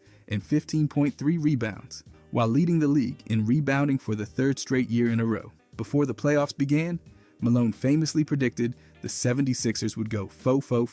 They went 12-1 instead, losing just one single game all postseason and sweeping the defending champion Lakers in the finals, with Malone winning finals MVP honors. It remains one of the most dominant single-season transformations any trade has ever produced in league history, turning an already elite roster into one of the greatest championship teams basketball has ever witnessed, almost overnight, and with very little draft compensation given up in return for a reigning league MVP still playing at the peak of his powers. Donovan Mitchell to the Cleveland Cavaliers. On September 1st, 2022, Utah traded Donovan Mitchell to Cleveland for Lauri Markkanen, Colin Sexton, rookie Ochai Agbaji, 3 unprotected first-round picks, and 2 future pick swaps. Mitchell was a 3-time All-Star who'd averaged over 25 points per game in each of the previous 4 seasons, and most speculation all summer long had pointed toward the Knicks landing him instead of Cleveland. The Cavaliers quietly closed the deal before training camp even started, pairing Mitchell with Darius Garland, Jarrett Allen, and Evan Mobley to build one of the league's youngest cores. It paid off almost immediately. In his first season, Mitchell averaged a career-high 28.3 points, earned first-team All-NBA consideration, finished among the top MVP vote-getters, and set the franchise's single-game scoring record with 71 points, becoming just the 7th player in NBA history to hit that mark. Over the following seasons, Mitchell continued pushing Cleveland into one of the Eastern Conference's top teams, validating one of the boldest offseason trades of the entire decade, and proving the Cavaliers were willing to go all in, despite already possessing one of the league's youngest and most promising rosters heading into that stretch of seasons. Kyrie Irving to the Boston Celtics. On August 22, 2017, Boston acquired Kyrie Irving from Cleveland for Isaiah Thomas, Jay Crowder, Ante Zizic, Brooklyn's unprotected 2018 first-round pick, and a later added second-rounder after concerns from Thomas' physical exam. Irving had just helped Cleveland reach 3 straight finals and hit the championship, clinching 3-pointer in Game 7 back in 2016. But he requested a trade because he wanted to lead his own team rather than continue playing alongside LeBron James. Boston's gamble was massive too, since Isaiah Thomas had just averaged 28.9 points and become one of the most beloved players in franchise history after playing through his own sister's death during the playoffs that year. The unprotected Brooklyn pick turned into the 8th overall selection, which Cleveland used to draft Colin Sexton. Irving played at an All-NBA level throughout his time in Boston, but the partnership only lasted 2 seasons before he left in free agency, closing out one of the more emotionally charged blockbusters the league has seen in years, one that completely altered the trajectory of both franchises, involved almost immediately after the ink dried on the paperwork. Scottie Pippen to the Houston Rockets. In January 1999, during the lockout-shortened season, Houston acquired Scottie Pippen in a sign and trade agreement for Roy Rogers and a 2000 second-round pick. Pippen left Chicago after 6 championships and 11 seasons, following Michael Jordan's retirement, Phil Jackson's departure, and Dennis Rodman's exit. Officially closing the book on the Bulls dynasty for good, Houston assembled Pippen, Hakeem Olajuwon, and Charles Barkley together on one roster, 3 future Hall of Famers, and Barkley even accepted a smaller contract than he could have gotten elsewhere, just to help make the salary cap math work out. Chemistry problems showed up almost immediately, with Pippen and Barkley clashing throughout the entire season. During his lone year in Houston, Pippen averaged 14.5 points, 6.5 rebounds, and 5.9 assists, earning another first-team all-defensive selection along the way. Houston finished 31-19 in the shortened regular season before getting eliminated in the first round of the playoffs. And Pippen was traded to Portland the very next offseason, ending one of the shortest-lived super teams the league has ever attempted to build around 3 aging Hall of Fame talents. Morant to the Portland Trail Blazers. On June 29, 2026, Memphis traded Morant to Portland for Jerami Grant and Chris Murray, ending his 7-year run with the only franchise he'd ever played for in his entire career. Morant had been the centerpiece of Memphis' rebuild since going 2nd overall in 2019, winning Rookie of the Year and Most Improved Player, and becoming a 2-time All-Star along the way. Injuries and a 25-game suspension limited him to just 79 total games across the previous 3 seasons combined, and he played only 20 games in the 2025 through 26 season before suffering a season-ending elbow injury. Even with the setbacks, his career averages still sat around 22.4 points, 7.4 assists, and 4.6 rebounds per game.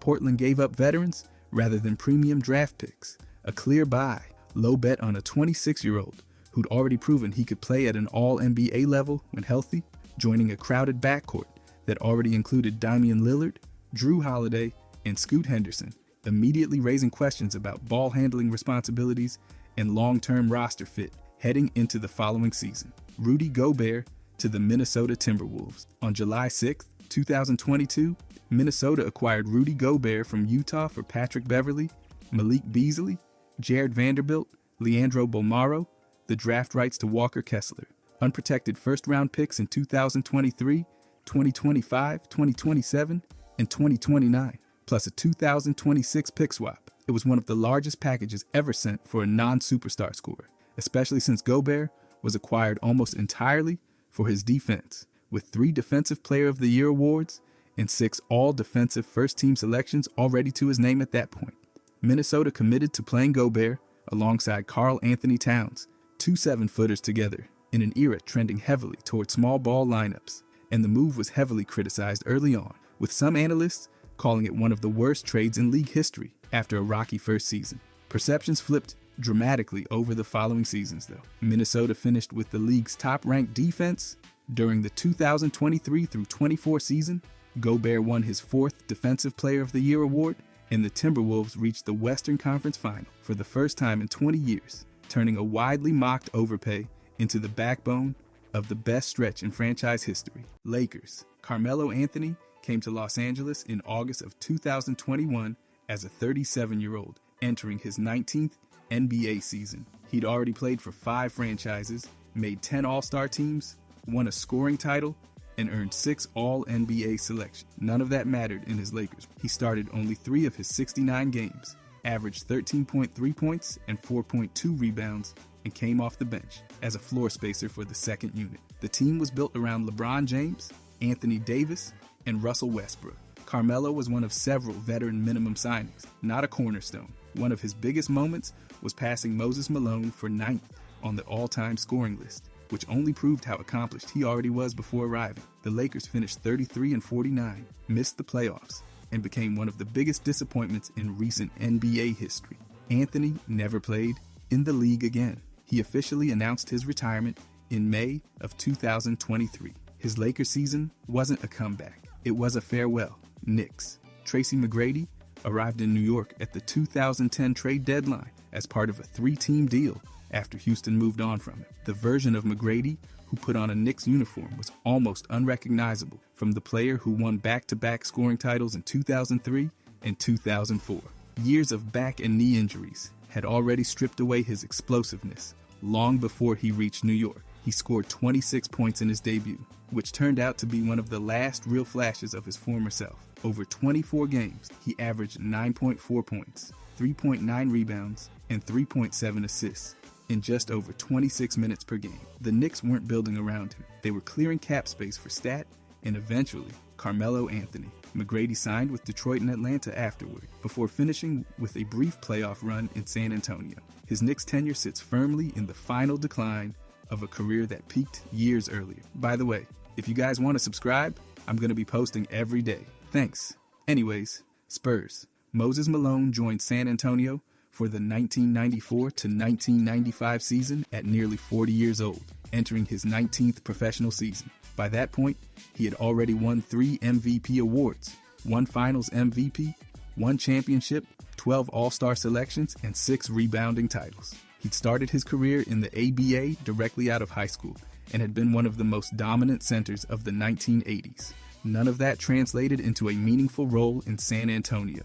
He came off the bench behind David Robinson, who was in the middle of his own MVP season and appeared in only 17 games. His production was minimal. He hit a 74-foot buzzer beater in his final NBA game, which was an extraordinary moment, but also perfectly symbolic of how little his Spurs tenure actually impacted anything. He was also the last active BA player in the league, which made his retirement a genuine end of an era. Spurs. Moses Malone is one of the earliest examples of the exact player type the phrase was eventually named after. Celtics. Shaq is the player who literally created this entire conversation. He joined Boston before the 2010 to 2011 season at 38 years old, his 19th year in the league. He'd already won 4 championships, 3 Finals MVPs, 1 regular season MVP, 15 All-Star selections, and 4 scoring titles across stints in Orlando, Los Angeles, Miami, Phoenix, and Cleveland. By the time he reached Boston, he weighed well over 300 pounds, could no longer run the floor consistently, and was dealing with Achilles, calf, and hip injuries that limited him to only 37 regular season games. He averaged roughly 9 points, 5 rebounds, and about 20 minutes per game. Boston used him as a matchup-dependent reserve rather than a starter. He returned from injury during the playoffs, appeared in a handful of games, and watched the Celtics lose to Miami in 5. Those became the final games of his career. He retired immediately afterward. The image of Shaq still looks genuinely strange because virtually every defining moment of his career happened somewhere else entirely. Nuggets. DeAndre Jordan arrived in Denver before the 2022 to 23 season as one of the last pieces added to a roster already built around Nikola Jokic. During the Lob City era with the Clippers, Jordan had been a 2-time first-team All-NBA selection, multiple-time All-Defensive Team member, and one of the most dominant lob threats and rebounders in the league. He led the NBA in field goal percentage multiple times and averaged double-doubles regularly. In Denver, he was Jokic's backup. He averaged around 4 points, 5 rebounds, and 15 minutes per game. The explosive vertical athlete who once finished alley-oops at an elite level was now relying almost entirely on positioning and experience. He never won a championship during the Lob City era, despite enormous expectations. He finally got his first ring in 2023 as a reserve behind the reigning MVP. The Nuggets consistently praised his leadership, locker room presence, and mentorship of younger players. His championship came after his superstar years had ended entirely, which makes his Denver stint a textbook modern version of this archetype. Warriors. Chris Paul joined Golden State before the 2023-24 season at 38 years old. Entering his 19th year in the league, before arriving, he had 12 All-Star selections, 11 All-NBA selections, 9 All-Defensive Team selections, 5 assist titles, 6 steals titles, and a spot on the NBA's 75th anniversary team. With every other franchise, he was the offensive engine, the franchise cornerstone, and the primary ball handler. Golden State brought him in to come off the bench behind Steph Curry, marking the first sustained reserve role of his entire Hall of Fame career. He averaged around 9 points and 7 assists, both representing significant drops from his prime production when he regularly flirted with MVP consideration. His burst off the dribble was noticeably reduced, and he relied almost entirely on pick-and-roll reads, mid-range shooting, and basketball IQ.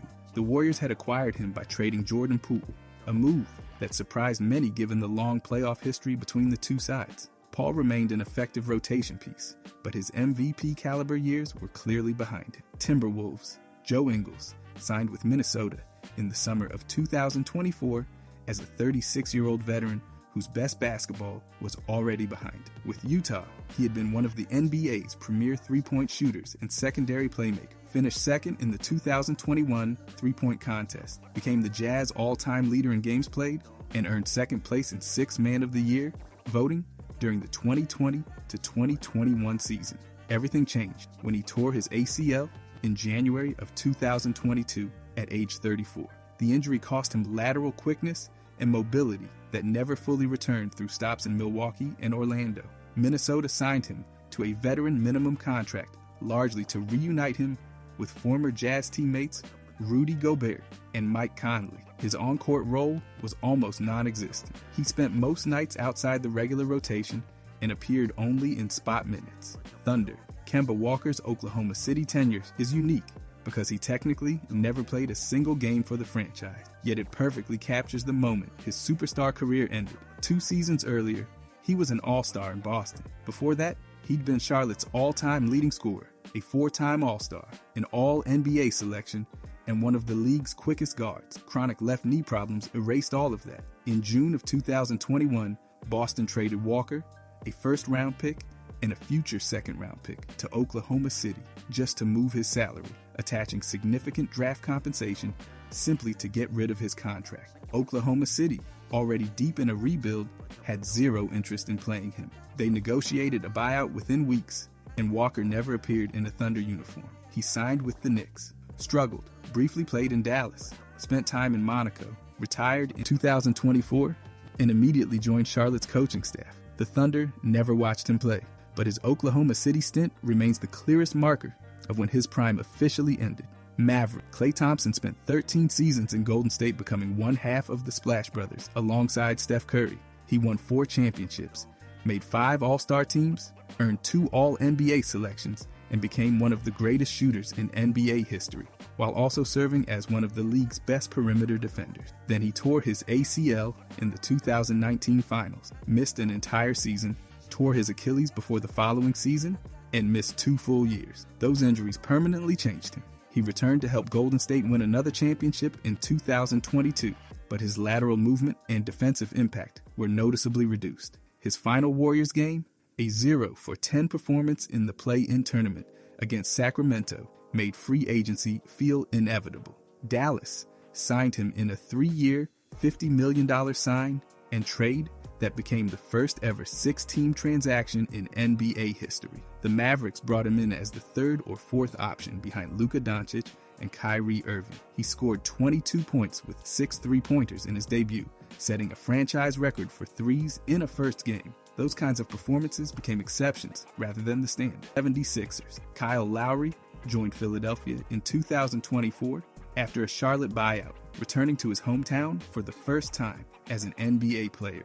He was 37 years old, entering his 20th season. His resume was already finished. He'd won the 2019 championship, made 6 All-Star teams, earned an All-NBA selection, won an Olympic gold medal, and become widely regarded as the greatest player in Raptors history. He helped Toronto reach their first finals and win their first title. By the time he reached Philadelphia, he'd lost his first step, rarely attacked the rim, missed significant time with injuries, and played far fewer minutes than during his Toronto prime. The Sixers valued his leadership, basketball, IQ, and professionalism more than his statistical output, which hit career lows in scoring, shooting percentage, rebounds, and assists. He became a veteran reserve and mentor rather than a primary playmaker. Younger fans who only saw him in Philadelphia likely had no idea he was once the player annually battling LeBron James in the postseason. Bucks. Powell signed with Milwaukee late in the 2018 to 2019 season at 38 years old, joining a Bucks team that had the best regular season record in the entire league. His career had already produced 2 championships, 6 All-Star selections, 4 All-NBA teams, a Rookie of the Year award, multiple Olympic medals for Spain, and a legacy as arguably the greatest Spanish player in NBA history. He was also one of Kobe Bryant's most important teammates during the Lakers' title runs. Foot injuries had gutted his mobility long before he reached Milwaukee. He appeared in only 3 regular season games, averaged fewer than 5 minutes, suffered another foot injury almost immediately, and never played in a single playoff game for the Bucks. Milwaukee reached the Eastern Conference Finals without him contributing anything. He retired shortly afterward, making the Bucks the final franchise of his NBA career. Prime Powell was a franchise cornerstone who averaged over 20 points and ran elite offenses. Bucks Powell barely made it onto the court. Cavaliers. D. Wade signed with Cleveland before the 2017 to 2018 season at 35 years old, reuniting with LeBron James for a second time after previous stops in Chicago and Miami. Before arriving, he had won 3 championships, 1 finals, MVP, 12 All-Star selections, 8 All-NBA team, a scoring title, and the lifetime distinction of being the greatest player in Heat history. Later named to the NBA's 75th anniversary team, Cleveland brought him in as a bench scorer. His explosiveness had declined noticeably. His knees had accumulated years of wear, and he was no longer consistently attacking the rim the way he had during his peak years. He averaged around 11 points per game as a second-unit contributor rather than a franchise star. Chemistry issues surfaced quickly, and at the trade deadline, Cleveland completely reshaped its roster, sending Wade back to Miami for a protected second-round pick after only roughly half a season. He returned to Miami, finished his career there, and retired the following year. His Cleveland tenure is remembered as a brief, awkward detour between his iconic Heat chapter. Clippers. Grant Hill's Clippers season was the final stop of a career that had once put him in conversations alongside Michael Jordan. During his first 6 seasons in Detroit, he was on a Hall of Fame trajectory, making 7 consecutive All-Star teams, earning 5 All-NBA selections, and averaging as much as 25.8 points, 9.8 rebounds, and 6.6 assists in a single season. Repeated ankle injuries between 2000 and 2004 limited him to only 47 total regular season games during that stretch and permanently ended his elite athleticism. He reinvented himself as an intelligent veteran in Phoenix, but never recaptured his Detroit dominance. When he signed with the Clippers at age 40, the team already had Chris Paul and Blake Griffin. They signed Hill for his experience and locker room presence, not production. A preseason bone bruise delayed his debut until January. He appeared in only 29 regular season games, averaging 3.2 points in 15.1 minutes. Los Angeles won 56 games in the Pacific Division title, but Hill played only a minor role before they lost to Memphis in the first round. He retired immediately afterward and entered the Hall of Fame 5 years later. Rockets. DeMarcus Cousins had been one of the most dominant centers in the NBA between 2014 and 2018. He made 4 straight All-Star teams, averaged as much as 27.8 points and 12.5 rebounds, and developed into one of the most skilled offensive big men of his generation. Then on January 26th of 2018, he tore his left Achilles while playing for New Orleans, cutting short a season where he had been averaging 25.2 points, 12.9 rebounds, and 5.4 assists. A torn quadriceps followed in the 2019 playoff, then a torn ACL before the following season even started. 3 catastrophic leg injuries in under 3 years permanently changed his athleticism. Houston signed him before the 2020-21 season, hoping for a revival. Instead, he became a backup center on a team that quickly entered a rebuild after James Harden left. He averaged 9.6 points and 7.6 rebounds, while shooting 37.6% from the field, the lowest percentage of his career. After only 25 games, the Rockets waived him despite being one of the weakest rosters in the league, choosing instead to develop younger players. Pistons. Chris Webber came home to Detroit midway through the 2006 to 2007 season after brief stops in Philadelphia following his Sacramento prime. Growing up in Detroit, starring at Detroit Country Day School, and leading Michigan's Fab Five made the move feel emotionally significant. But the Pistons weren't acquiring an MVP. Between 1999 and 2003, Webber had averaged roughly 24 points, 11 rebounds, and 5 assists, while leading Sacramento to multiple deep playoff runs, including the famous 2002 Western Conference Finals. A devastating knee injury during the 2003 playoffs permanently reduced his athleticism. In Detroit, he averaged 11.3 points and 6.7 rebounds, relying almost entirely on passing ability, mid-range shooting, and basketball IQ. instead of explosiveness. The Pistons reached the Eastern Conference Finals his first season, but lost to Cleveland. Weber started throughout the playoffs, but was no longer capable of dominating games consistently. He appeared in only 43 games the following season before retiring due to ongoing knee problems. His Pistons tenure is remembered as a farewell chapter rather than anything resembling his Kings prime. Heat. Stat signed with Miami before the 2015 to 2016 season at 33 years old, entering his 14th NBA year. During his prime, he had won Rookie of the Year, made 6 All-Star teams, earned 5 All-NBA selections, including 1 first team, and been one of the defining stars of the 7 seconds or less Suns alongside Steve Nash, averaging over 25 points per game during multiple seasons. Chronic knee problems had stripped away virtually everything that made him special by the time he reached Miami. The explosive first step that once separated him from almost every big man was largely gone. He averaged just 5.8 points and 4.3 rebounds in 52 games, both career lows for a healthy season. He came almost exclusively off the bench as veteran front court depth behind younger players. His final NBA game came in Game 5 of the Eastern Conference semifinals against Toronto. Miami lost that series in 7 games. He retired shortly afterward, officially signing a ceremonial contract to retire as a Knick. Prime Stat was a franchise superstar and MVP candidate. Heat Stat was an injury-managed reserve valued almost entirely for leadership.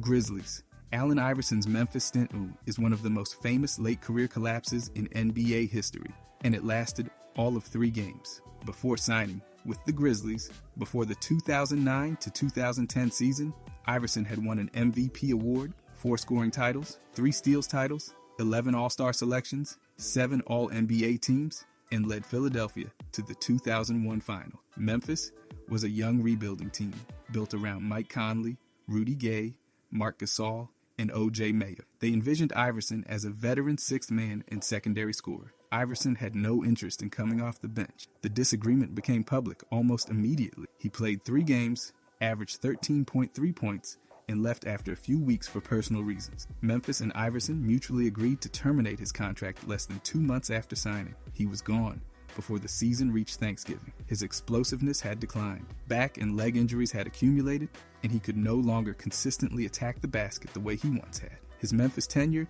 is remembered almost entirely because of how fast it ended. Magic. Patrick Ewing spent 17 seasons becoming one of the greatest Knicks in franchise history before joining Orlando for his final NBA season in 2001 to 2002 at age 39. Before reaching the Magic, he had made 11 All-Star teams, 7 All-NBA teams, 1 Rookie of the Year, led New York to 2 finals appearances, and become the Knicks' all-time leading scorer.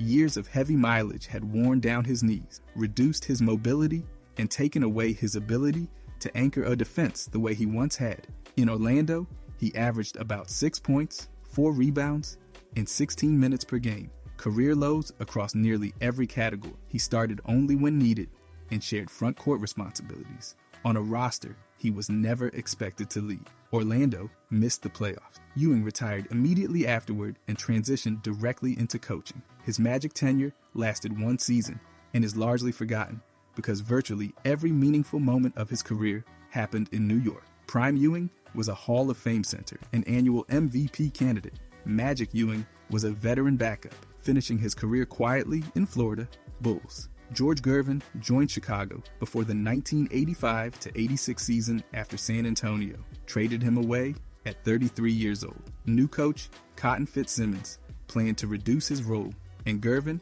had missed multiple preseason workouts. Even Michael Jordan publicly said he was unhappy about the trade because Gervin had been one of his basketball idols growing up.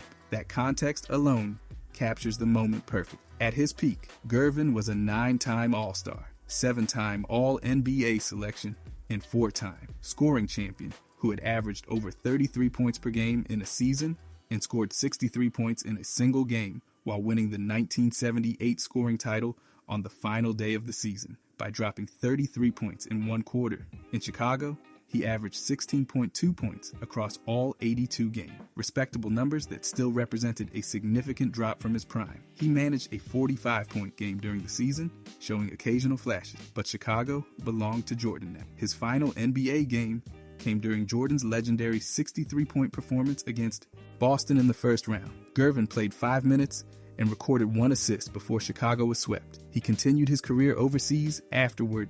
Pacers. Chris Mullin came to Indiana before the 1997-98 season, after injuries and age had already begun reducing his effectiveness in Golden State. During his run TMC Prime, Mullin had made 5 consecutive All-Star teams, earned 4 straight All-NBA selections, averaged over 25 points per game at his peak, and won 2 Olympic gold medals. The Pacers weren't acquiring that version of him.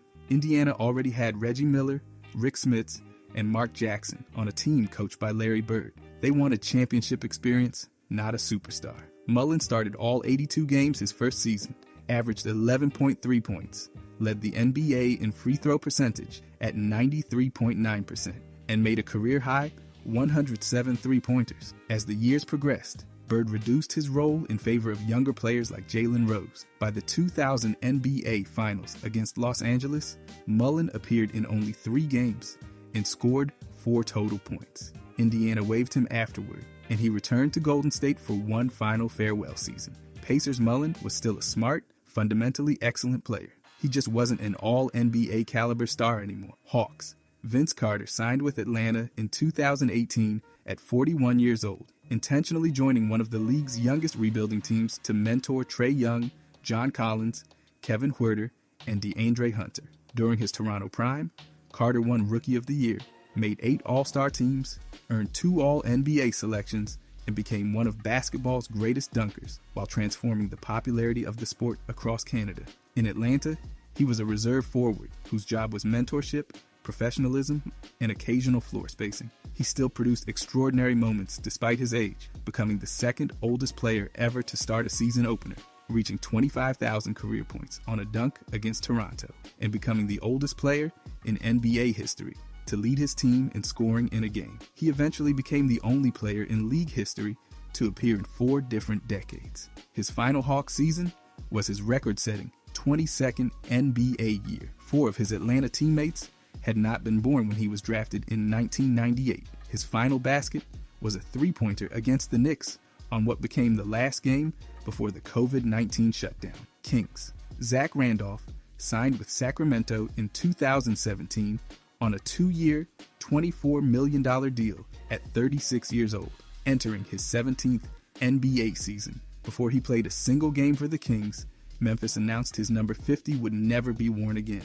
confirming his legacy had already been cemented elsewhere. Randolph had made 2 All-Star teams, won Most Improved Player, become the face of the grit and grind era, led Memphis to 7 straight playoff appearances, helped the franchise reach its first Western Conference Finals, and become one of the greatest Grizzlies in history. Sacramento was rebuilding around De'Aaron Fox, Buddy Hield, and Willie Cauley-Stein. They signed Randolph to stabilize the locker room and provide veteran leadership, not to carry an offense. He averaged double figures his first Kings season, but fell completely out of the rotation the following year without playing a single game. Sacramento prioritized developing Marvin Bagley III instead.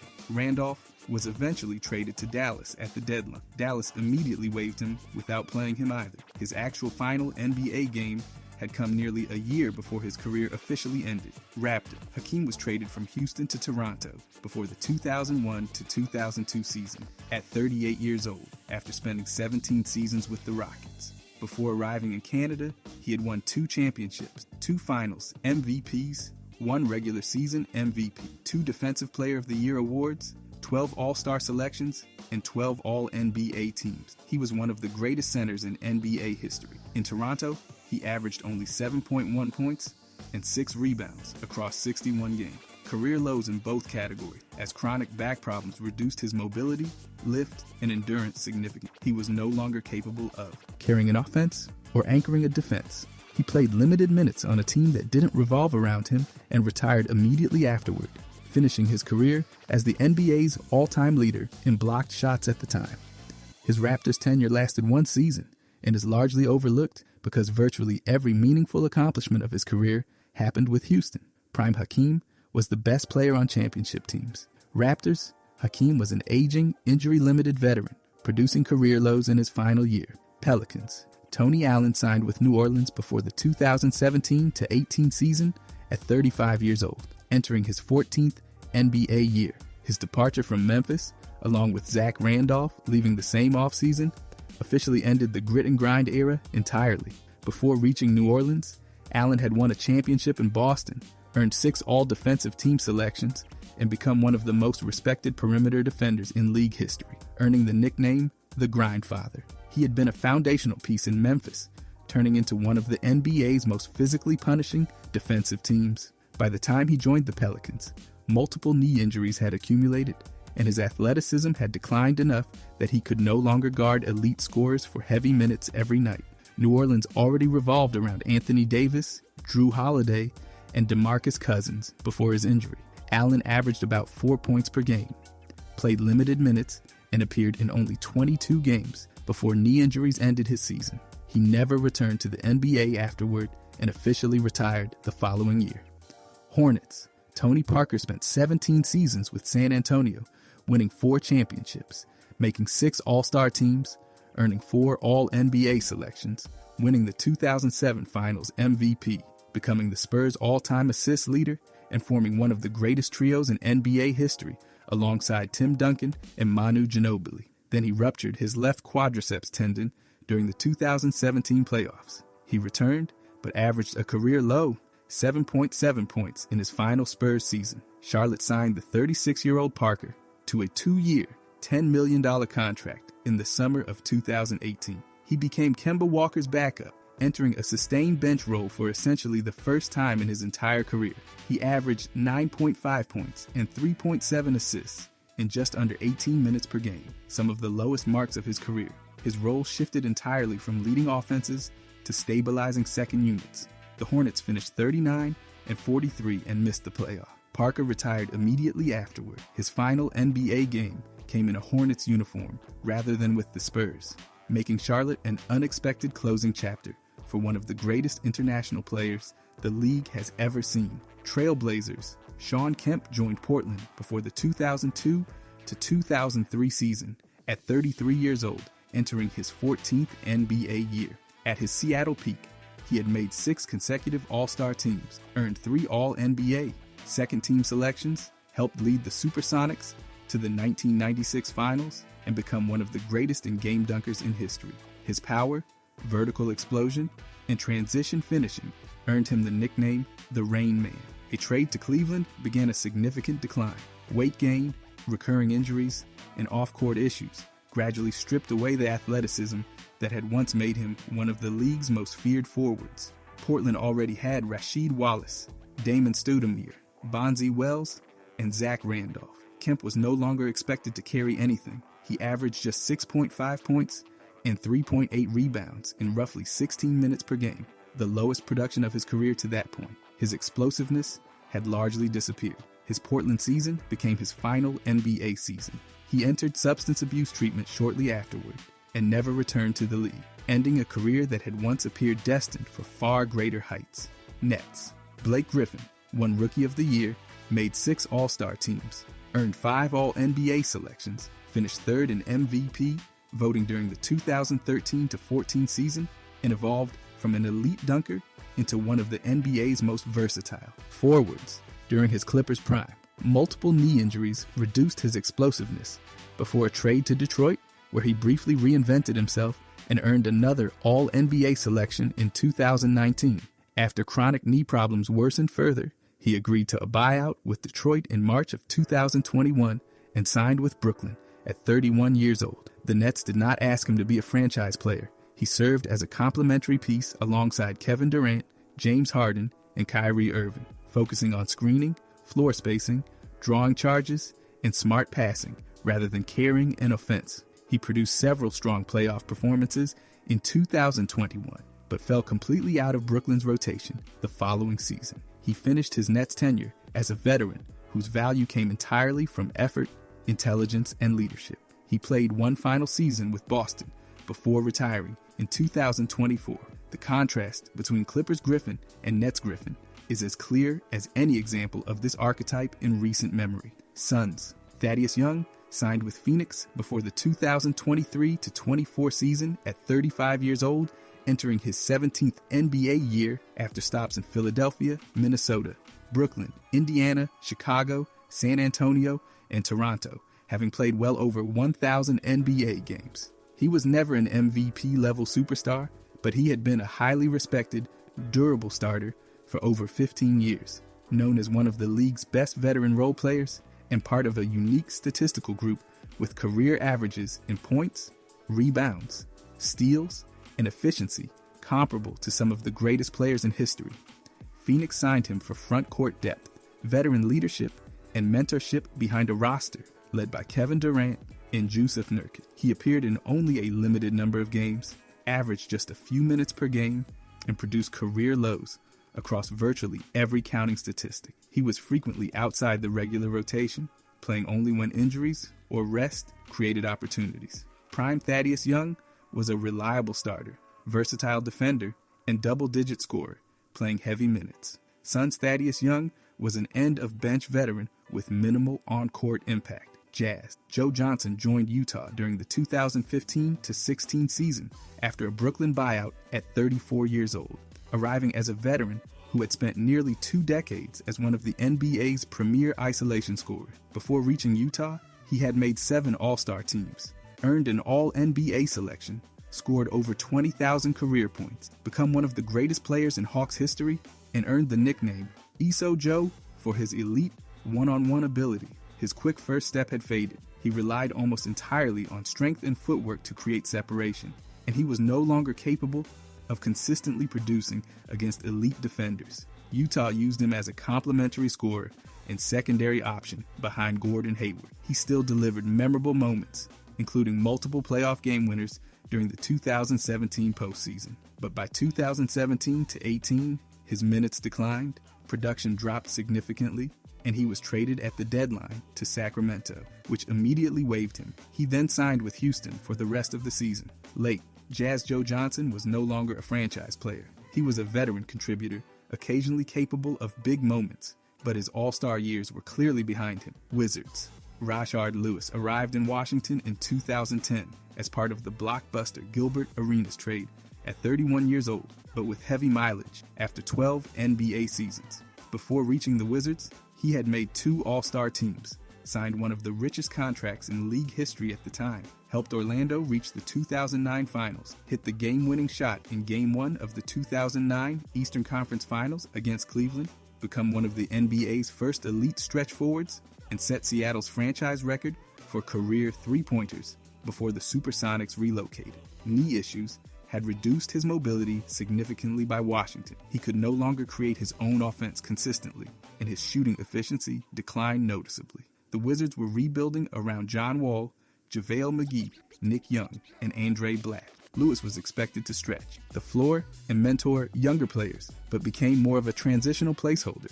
He played only 60 games across parts of 2 seasons, averaging just 9.7 points and 4.9 rebounds. He was traded to New Orleans in 2012, which immediately bought him out. He eventually won a reserve championship role with Miami, but his Wizards tenure remains a clear example of reputation outpacing remaining production.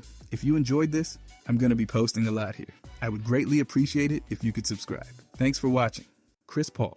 He's one of the greatest point guards to ever do it, and he's never won a ring.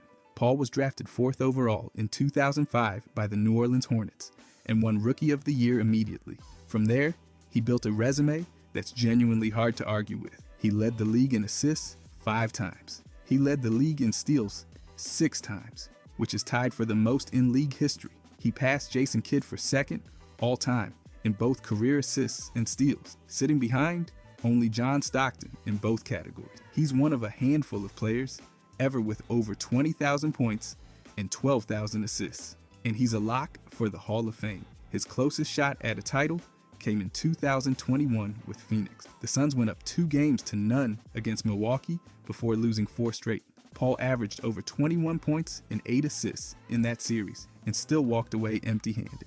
The 2018 Rockets might have actually been his best chance. Houston won 65 games, the best record in the league that year, and led Golden State 3-2 in the Western Conference Finals before Paul tore his hamstring. The Rockets lost Game 6 and 7 without him, and Houston infamously missed 27 consecutive three-pointers in Game 7. He also dealt with major injuries in 2008 2015, 2016, 2020, and 2023. Every time a window cracked open, something went wrong. James Harden. He's one of the most gifted offensive players the league has ever seen, and he doesn't have a championship to show for it. Harden was the 3rd overall pick in 2009 and won the MVP in 2018. He's a 3-time scoring champion, a 2-time assist leader, and a future Hall of Famer with a 100% probability, according to Basketball Reference. He made the finals once, back in 2012 as a 6th man with Oklahoma City, but the Thunder lost to Miami in 5 games. His best real shot came in 2018 when Houston won 65 games and led Golden State 3-2 in the Western Conference Finals. Chris Paul got hurt, the Rockets dropped Game 6 and 7, and Harden scored 32 in Game 7, while his team missed 27 straight threes. He then chased rings by forcing his way to Brooklyn, Philadelphia, and elsewhere, teaming up with Kevin Durant, Kyrie Irving, Joel Embiid, Kawhi Leonard, and Paul George at various points without ever breaking through. Brooklyn's super team fell apart because of injuries and dysfunction. Philadelphia kept losing in the second round. He averaged over 36 points per game in a single season, led the league in scoring 3 straight years, and revolutionized step-back three-point shooting and foul drawing. He finished runner-up for MVP multiple times. The production was never the question. Karl Malone. He's almost universally considered the greatest power forward to never win a championship. Malone was the 13th overall pick in 1985 and went on to win 2 MVP awards, earned 14 All-Star selections, and put together 11 straight first-team All-NBA nods. He averaged over 25 points per game for 10 consecutive seasons and finished with over 36,000 career points, a number only a handful of players have ever reached. He reached the finals 3 times and lost all 3. In 1997 and 1998, he ran into Michael Jordan's Bulls at their absolute peak. Utah won 64 games in 97, the best record in franchise history, and still couldn't get past Chicago. Then in 2003, he joined the Lakers alongside Shaq, Kobe Bryant, and Gary Payton in one final championship push. That team was heavily favored and lost to the Detroit Pistons in 5 games. Malone suffered a knee injury during that series and was physically limited. Beyond those finals runs, Utah constantly ran into elite Western Conference teams, including Houston, Seattle, and San Antonio. He played nearly 2 decades alongside fellow Hall of Famer John Stockton, built one of the greatest pick-and-roll partnerships the sport has ever seen, and still never won. He holds the NBA record for the most career playoff games played without winning a championship, and also owns the most playoff wins by any player who never captured a title. By the way, if you guys want to subscribe, I'm going to be posting every day. Thanks. Anyways, Russell Westbrook. He owns the NBA record for career regular season triple-doubles and has never won a championship. Westbrook was drafted 4th overall in 2008 by the Seattle Supersonics, who relocated to become the Oklahoma City Thunder days later. He reached the finals once in 2012 alongside Kevin Durant, James Harden, and Serge Ibaka. Oklahoma City defeated Dallas, the Lakers, and San Antonio before falling to LeBron James' Miami Heat 4-1. Westbrook averaged 27 points, 6.6 assists, and over 6 rebounds in that series. He never returned. In 2017, he won the MVP, despite Oklahoma City winning only 47 games, and he became the first player since Oscar Robertson in 1962 to average a triple-double for an entire season. He did it again in 3 more seasons. After that, something no other player has ever done. He's one of only 2 players ever with at least 25,000 points and 10,000 assists. The reasons he never got back to the finals stack up fast. Patrick Beverley tore his meniscus in 2013. Kevin Durant blew out his foot in 2015. Oklahoma City blew a 3-1 lead over the 73-win Warriors in 2016, and Durant left for Golden State immediately after. Westbrook then lost in the first round 4 straight years. His later runs with Houston, Washington, the Lakers, the Clippers, and Denver all fell short. The Lakers super team was one of the most disappointing in league history. Charles Barkley. He won the 1993 MVP and never won a championship. Barkley was drafted 5th overall by Philadelphia in 1984 and spent 16 seasons in the league, putting up numbers that were genuinely absurd for a player his size. He finished with over 23,000 points and over 12,500 rebounds, while standing only about 6'6". He averaged 22.1 points, 11.7 rebounds, and 3.9 assists for his career, and led the NBA in rebounding during the 1986 season. He's one of the only players ever to average at least 20 points, 10 rebounds, and 4 assists across an entire career. He also shot over 54% from the field, remarkable for a non-center at that volume. His only finals appearance came in 1993 when he led Phoenix to the championship after transforming the Suns into the league's best regular season team. Immediately after being traded there, he averaged over 27 points and 13 rebounds in that series and still lost 4 games to 2 to Michael Jordan's Bulls. Jordan averaged over 41 points in that finals, one of the greatest individual finals performances ever. Barkley later joined Houston alongside Hakeem and Clyde Drexler, but those teams were older and constantly battling injuries. Houston kept losing to Utah.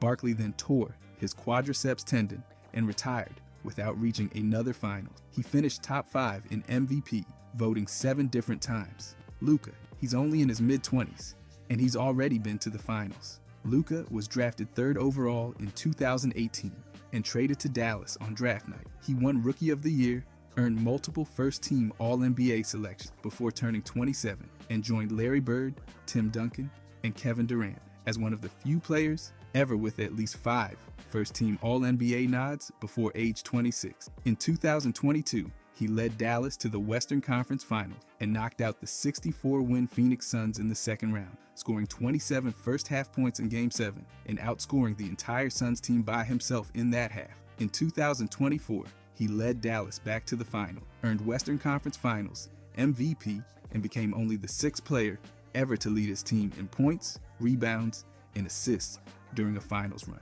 He scored 30 points and 10 rebounds in his very first finals game, becoming the first player since Tim Duncan in 1999 to record a 30-point double-double in a finals debut. He also recorded the first finals triple-double in Mavericks history and finished that postseason leading all players in total points, total rebounds, and total assists. Dallas still lost in 5 games to a Boston team that won 64 regular season games. He's already among the career leaders in playoff triple-doubles, and the absence of a ring right now is widely viewed as a matter of time. John Stockton, he owns 2 of the most untouchable records in basketball and never won a championship. Stockton played his entire 19-year career with the Utah Jazz, earned 10 All-Star selections, won 9 assist titles in a row from 1987 through 1996, and retired as the all-time leader in both career assists with 15,806 in career steals with 3,265. His assist record is over 3,000 ahead of second place. He formed arguably the greatest pick-and-roll duo ever alongside Karl Malone and made the playoffs every single season of his career. He reached the finals twice, in 1997 and 1998, and lost both times to Michael Jordan's Bulls. Utah won 64 games in 97, the best record in franchise history at the time, and still couldn't close it out. He hit one of the most iconic shots in league history, a series-winning buzzer beater against Houston in the 97 Western Conference Finals to send Utah to its first finals appearance. Then in Game 6 of the 98 Finals, Stockton hit a clutch three-pointer to give Utah the lead with just over 40 seconds left. Seconds later, Jordan hit the championship-winning jumper over Brian Russell. It was over. After that, he had to battle stacked Western Conference teams featuring Hakeem, David Robinson, Shaq, and eventually Tim Duncan. He ranks 3rd all-time in career playoff games without a championship.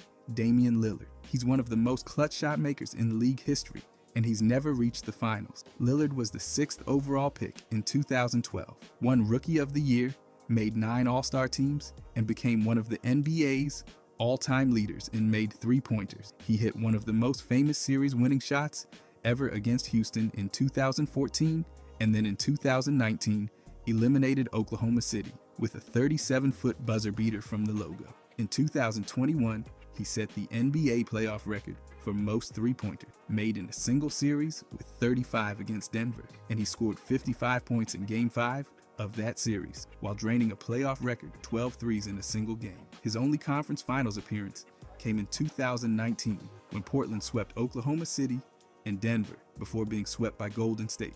a Warriors team that was still missing Kevin Durant for part of that run. He spent his first 11 seasons in Portland, frequently carrying rosters that were outmatched in the West. He requested a trade in 2023 and joined Milwaukee alongside Giannis Antetokounmpo. The Bucks suffered early exits. Then in 2025, he tore his Achilles tendon during the playoff, ending that run and impacting the following season. He later returned to Portland after Milwaukee released him. All those iconic moments, and he's never appeared in an NBA Finals. Steve Nash, he's the only player in NBA history to win 2 MVP awards and never reach the finals. Nash won back-to-back MVPs, led the NBA in assists 5 times, made 8 All-Star teams, and finished his career as one of the founding members of the 50-40-90 club, shooting over 50% from the field, over 40% from 3, and over 90% from the line. He helped build the 7 seconds or less Suns under Mike D'Antoni into one of the greatest offensive teams the league had ever seen. Phoenix consistently ranked among the highest rated offenses in the NBA during his prime. The problem was the Western Conference. He lost to San Antonio in 2005. He led Dallas in 2006 before losing that series. Then in 2007 came the one that still stings the most. After Robert Horry hip-checked Nash into the scorer's table, Amar Stoudemire and Boris Diaw left the bench to intervene and were suspended for the next game. Phoenix was eliminated by San Antonio, who went on to win the championship. He then lost to the eventual champion Lakers in the 2010 Western Conference Finals. He joined the Lakers late in his career, hoping for one last shot, but chronic back injuries limited him severely, and that pursuit never materialized. He finished top 2 in MVP voting 4 consecutive seasons from 2005 through 2008, and is widely regarded as one of the greatest players in history to never reach an NBA final. Patrick Ewing. He was the face of the New York Knicks for 15 seasons and never won a championship. Ewing was the first overall pick in the 1985 draft, earned 11 All-Star selections, 7 All-NBA nods, and finished with 24,815 career points, 11,617 rebounds, and 2,894 blocks. He averaged 21 points, 9.8 rebounds, and 2.4 blocks for his career, and remains the Knicks' all-time leader in points, rebounds, blocks, steals, and games played. He reached the finals twice. In 1994, he led New York to Game 7 against Houston and lost. John Starks shot 2 for 18 in the deciding game, and Hakeem blocked his potential championship winning three-pointer near the end. In '99, the Knicks became the first 8th seed in NBA history to reach the finals, but Ewing tore his Achilles tendon in the Eastern Conference Finals and wasn't available to finish the run. New York then lost to San Antonio in 5 games. Beyond those 2 finals runs, Ewing spent his entire prime competing against Michael Jordan's Bulls dynasty. The Knicks were eliminated by Jordan's Bulls in 5 different playoff series, one of only 4 centers ever with over 24,000 points, 11,000 rebounds, and 2,800 blocks, and he never got a ring. His number 33 is retired by the Knicks, and he's still widely considered the greatest player in franchise history. Allen Iverson. He averaged 26.7 points per game for his career, won 4 scoring titles, and never won a championship. Iverson was the first overall pick in '96, won the 2001 MVP, earned 11 All-Star selections, and led the league in scoring 4 times and steals 3 times. He was the first player to win MVP while leading the league in both categories simultaneously. He finished with over 20,000 career points, despite standing only 6 feet tall, and led the league in minutes, played 7 different seasons. His only finals appearance came in 2001 when he took Philadelphia past Indiana, Toronto, and Milwaukee, before running into the defending champion Los Angeles Lakers, who entered the finals with an 11-0 playoff record. Iverson scored 48 points in Game 1. Philadelphia handed Los Angeles their only playoff loss that entire postseason. The Lakers then won the next 4 games and took the title. He never returned to the final. He later teamed with Carmelo Anthony in Denver, and the Nuggets never got past the Western Conference Final. Short stints in Detroit and Memphis didn't change anything. He carried Philadelphia's offense for years with limited star-level help around him, averaged over 30 points in 4 different seasons, and finished top 5 in MVP voting multiple times. He also changed the culture of the NBA forever with his influence on fashion, tattoos, player expression, and identity. That 2001 run remains one of the most remarkable individual postseason performances in NBA history. Carmelo Anthony. He retired with 28,289 career points and never played in an NBA final. Anthony was the 3rd overall pick in 2003, won the 2013 scoring title, made 10 All-Star teams,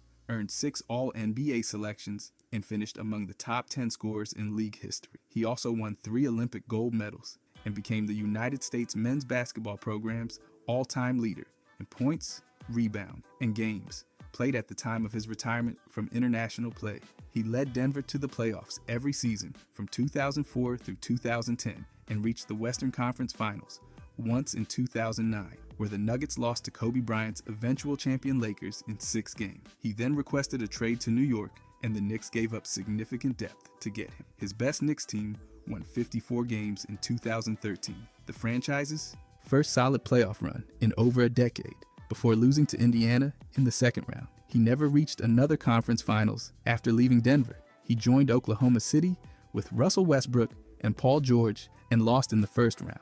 A brief stint in Houston lasted only 10 games. He finished his career with Portland and the Lakers. He set the Knicks' single-game scoring record with 62 points and also set the Madison Square Garden all-time record with that same performance. He's one of only a handful of players ever with over 28,000 career points and a scoring title, and he's universally recognized as one of the greatest pure scorers the game has produced. Reggie Miller. He played 18 seasons with Indiana and never won a championship. Miller was selected 11th overall in the 1987 draft, made 5 All-Star teams, and retired as the NBA's all-time leader in career three-pointers made before later being surpassed by Ray Allen and then Steph Curry. He was one of only a small number of players to join the 50-40-90 club and led the NBA in free throw percentage 5 times. He finished with 25,279 career points and is considered the greatest player in Pacers franchise history. His only finals appearance came in 2000 when Indiana lost to the Los Angeles Lakers in 6 games. That Lakers team had prime Shaq and Kobe Bryant at full strength. Throughout the 1990s, he kept running into championship caliber teams. He lost 3 Eastern Conference Finals to New York in '94, Orlando in '95, and Chicago in '98. He finally broke through to the finals in 2000 after years of near misses, only to face one of the greatest duos ever assembled. He's nicknamed the Knick Killer for a reason. In 1995, he scored 8 points in 8.9 seconds against New York in one of the most famous sequences in NBA history. He elevated his game in the playoffs consistently and played 144 postseason games without winning a title. He also nearly came out of retirement in 2007 to join Boston's new Big Three, but ultimately declined, meaning he never made a late career ring chase attempt. Dominique Wilkins. He was the 3rd overall pick in the 1982 draft, drafted by Utah and immediately traded to Atlanta before ever playing a game. He went on to earn 9 All-Star selections, 7 All-NBA nods, win the 1986 scoring title, and become a 2-time Slam Dunk Contest champion. He finished with 26,668 career points and was nicknamed the Human Highlight Film because of what he could do above the rim. He never reached the NBA Finals. His only Eastern Conference Finals appearance came in 1988 when Atlanta lost to the eventual champion Detroit Pistons. He spent nearly his entire prime competing against dynasties led by Larry Bird, Magic Johnson, Michael Jordan, and Isaiah Thomas, making every playoff run an uphill battle. Then during the 1991-92 season, he tore his Achilles tendon, an injury that was considered potentially career-ending at the time. He came back the following season and averaged nearly 30 points per game, one of the greatest injury comebacks in league history. He was traded from Atlanta in 1994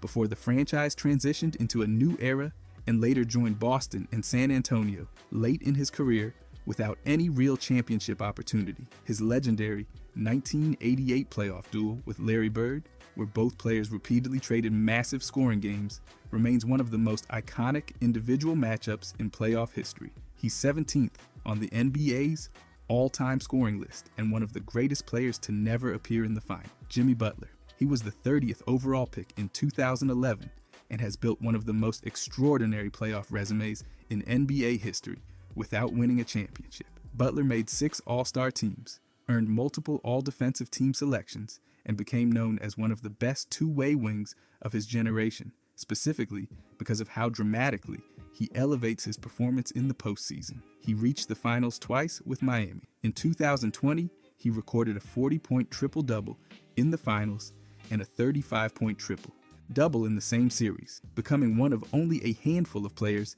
ever with multiple finals triple-doubles. Miami still lost to the Lakers because of the overall talent difference. In 2023, he helped lead the Heat to the finals as an 8th seed, the second time in NBA history that had ever happened. He averaged over 37 points per game against Milwaukee in the first round and scored 56 points in Game 4, the 4th highest scoring playoff game in NBA history. He hit the game-tying shot with under 1 second left in Game 5 before Miami completed that upset in overtime. The Heat then lost to Denver in the finals. Butler has never played alongside another MVP winner during his finals appearances and has led both a 5th seed and an 8th seed to the championship round, something no other player has ever done. Despite 2 finals appearances and 3 conference finals, he's never captured a title. Elgin Baylor. He reached the NBA Finals 8 times and lost all 8. Baylor was the first overall pick in the 1958 draft and spent his entire 14-year career with the Minneapolis and Los Angeles Lakers. He made 11 All-Star teams, earned 10 first-team All-NBA selections, and averaged 27.4 points, 13.5 rebounds, and 4.3 assists for his career. He scored 71 points in a game during 1960, an NBA record at the time. He averaged 19.8 rebounds during the 1960-61 season. His 61-point performance in Game 5 of the 1962 Finals remains the highest scoring game in NBA Finals history. Every single one of those 8 Finals losses came against dynasties, and 7 of them came against the Boston Celtics, led by Bill Russell. He was competing against arguably the greatest dynasty in North American professional sports history during almost his entire prime. He retired after only 9 games of the 1971-72 season because of chronic knee injuries. The Lakers then won the championship that same season. Although the franchise voted to give him a ring because of his contributions early in the year, he is not officially credited as an NBA champion because he retired before the title run concluded. He helped invent above-the-rim basketball decades before it became common, popularized hang-time finishes, and changed how the forward position was developed offensively. He's widely regarded as the greatest player to never officially win an NBA title. George Gervin. He dominated both the ABA and NBA as one of the greatest scorers the game has ever seen and never reached the NBA Finals. The Iceman made 9 All-Star teams in the NBA alone, added 3 ABA All-Star selections, earned 5 All-NBA first-team nods, and won 4 scoring titles. He averaged 26.2 points per game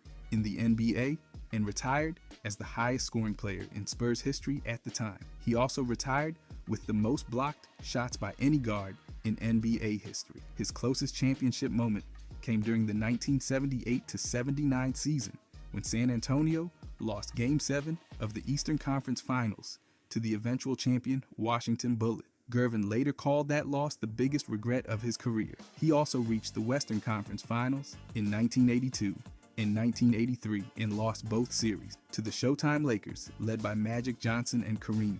He won 4 scoring titles in 5 seasons. The 1978 scoring race against David Thompson remains one of the most dramatic in league history. Thompson scored 73 points on the final day of the regular season. Gervin responded later that same day by scoring 63 points in only 3 quarters and won the title by the thinnest possible margin. His finger roll is one of the most iconic signature shots in NBA history. Despite never making the finals, he's consistently ranked among the greatest shooting guards the sport has produced. Pete Maravich. He was one of the most gifted offensive players basketball has ever seen and never competed for an NBA champion. Pistol Pete was the 3rd overall pick in the 1970 draft, made 5 All-Star teams, earned 4 All-NBA selections, and won the 1977 scoring title. He averaged 24.2 points and 5.4 assists for his career and scored 68 points against the Knicks in 1977.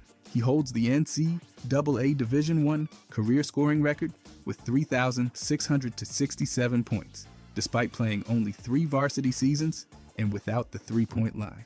He spent his prime on mostly struggling Atlanta Hawks and New Orleans Jazz teams and reached the playoffs only 4 times across 10 NBA seasons, never advancing beyond the conference semifinals. Chronic knee injuries dramatically shortened his career. He joined the Boston Celtics late in the 1979-80 season and retired before Boston won the 1981 NBA championship. Had he played one more year, he very likely would have received a championship ring alongside Larry Bird. His signature passes, behind-the-back dribbles, and no-look assists were decades ahead of their time and heavily influenced future stars including Magic Johnson and Jason Williams. He averaged over 31 points per game during his scoring title season. Despite never winning an NBA championship, he remains one of the most influential guards the sport has ever produced, and one of the most naturally gifted offensive players in basketball history. Paul George. He's been one of the premier two-way wings in the league for over a decade and has never won a championship. George was the 10th overall pick in 2010, made 9 All-Star teams, earned multiple All-NBA and All-Defensive selections, and led the league in steals in 2019 while finishing 3rd in MVP voting that same year. He's among the highest-ranked players in advanced metrics like career box plus minus among non-champions. He reached the conference finals 3 times, with Indiana in 2013 and 2014, and with the Clippers in 2021. Indiana pushed LeBron James' Miami Heat to 7 games in 2013 before losing, then lost again to Miami in 6 games the following year. Before the 2014-15 season, George suffered one of the most devastating injuries in basketball history during a Team USA scrimmage, fracturing both his tibia and fibula in his right leg. He missed most of the following season and fought his way back to have the best statistical year of his career in Oklahoma City in 2019. He then teamed with Kawhi Leonard in Los Angeles to chase a title. The Clippers blew a 3-1 lead against Denver in the 2020 Western Conference semifinals, before bouncing back to reach the conference finals in 2021, where they lost to Phoenix in 6 games, with Leonard sidelined by injury. He's one of only a handful of players with at least 9 All-Star selections and no NBA title. And despite deep playoff runs across 3 different franchises, he's never played in an NBA Finals. Mutombo. He's widely considered the greatest defensive player to never win a championship. Mutombo was the 4th overall pick in the 1991 draft, made 8 All-Star teams, won 4 Defensive Player of the Year awards tied for the most in NBA history, and finished 2nd all-time in career blocked shots with 3,289. He reached the finals twice. In 2001, he anchored one of the league's best defenses alongside MVP Allen Iverson in Philadelphia. But the Sixers ran into the Shaq and Kobe Bryant Lakers, who finished that postseason 15-1.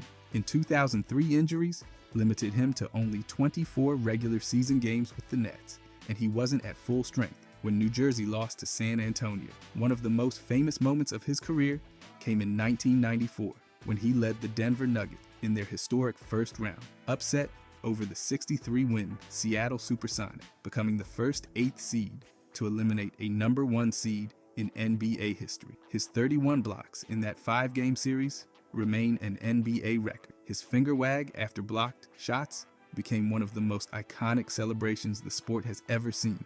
He combined elite rim protection and interior defense with remarkable longevity across 19 NBA seasons. He later joined Houston, but injuries to both himself and Tracy McGrady prevented any serious championship run. He retired after suffering a knee injury during the 2009 playoff without ever winning a title. Vince Carter.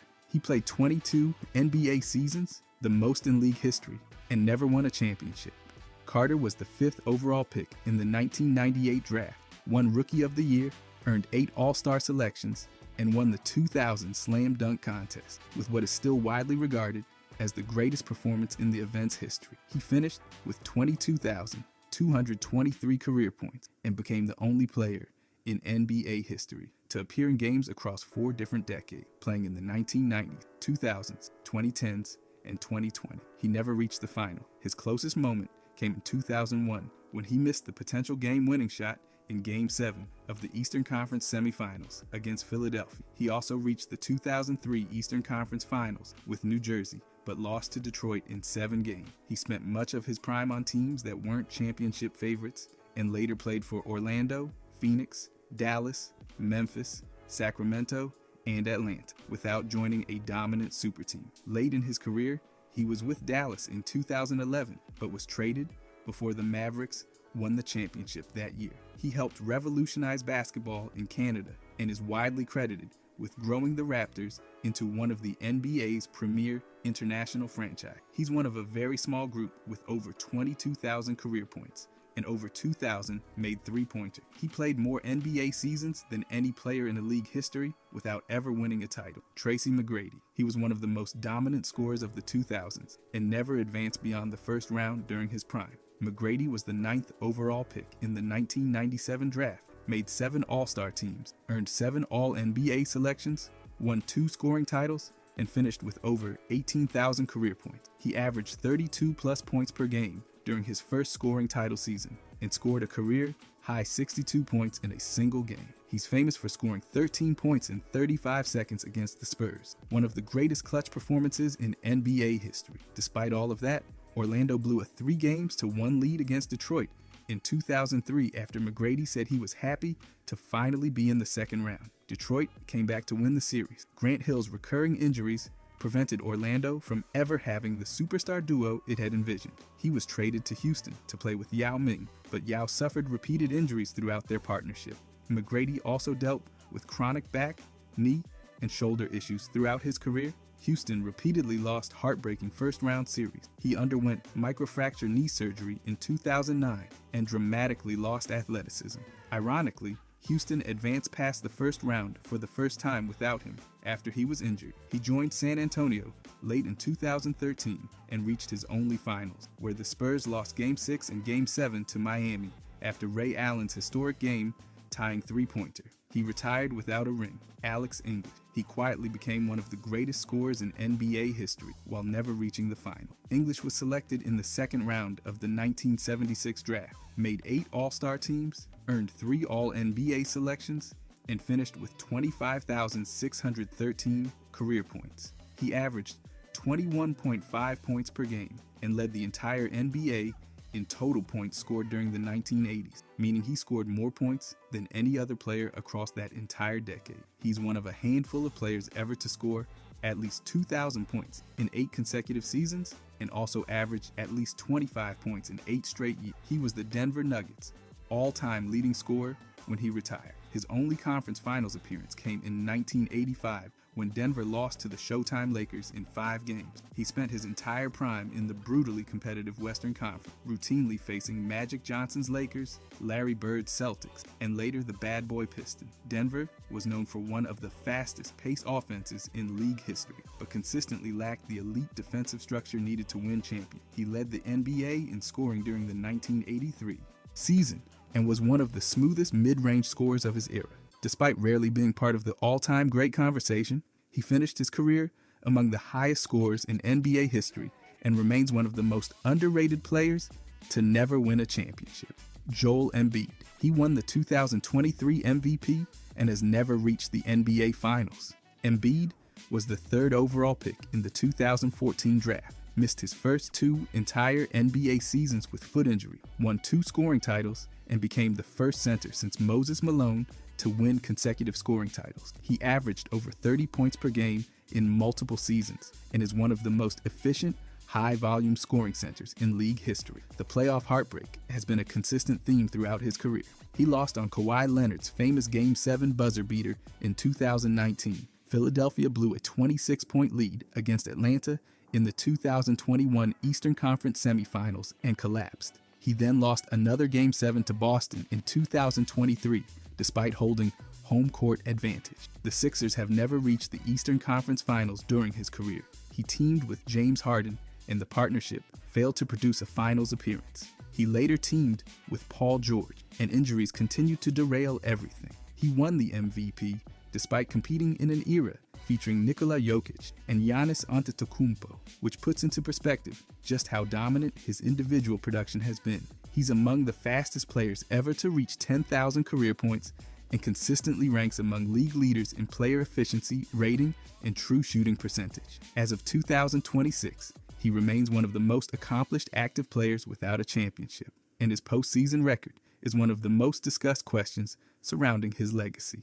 George Muresan. He's 7 feet 7 inches tall, which makes him the tallest player in NBA history, tied with Manute Bol and recognized by the Guinness World Records. The Washington Bullets drafted him 30th overall in 1993, and for a few years, he was genuinely one of the most efficient scorers in the entire league. In 1995 to 1996, he averaged 14.5 points, 9.6 rebounds, and 2.3 blocks per game. He led the NBA in field goal percentage that season, and then did it again the following year in 1996 to 1997, back-to-back. That's not a coincidence. When you're 7'7", you're releasing the ball at a height most defenders can't reach, even with a full jump. He won the NBA Most Improved Player award in 1996, which tells you how quickly he developed once he got his footing in the league. He played 307 career games across stints with the Bullets, who later became the Wizards and the New Jersey Nets.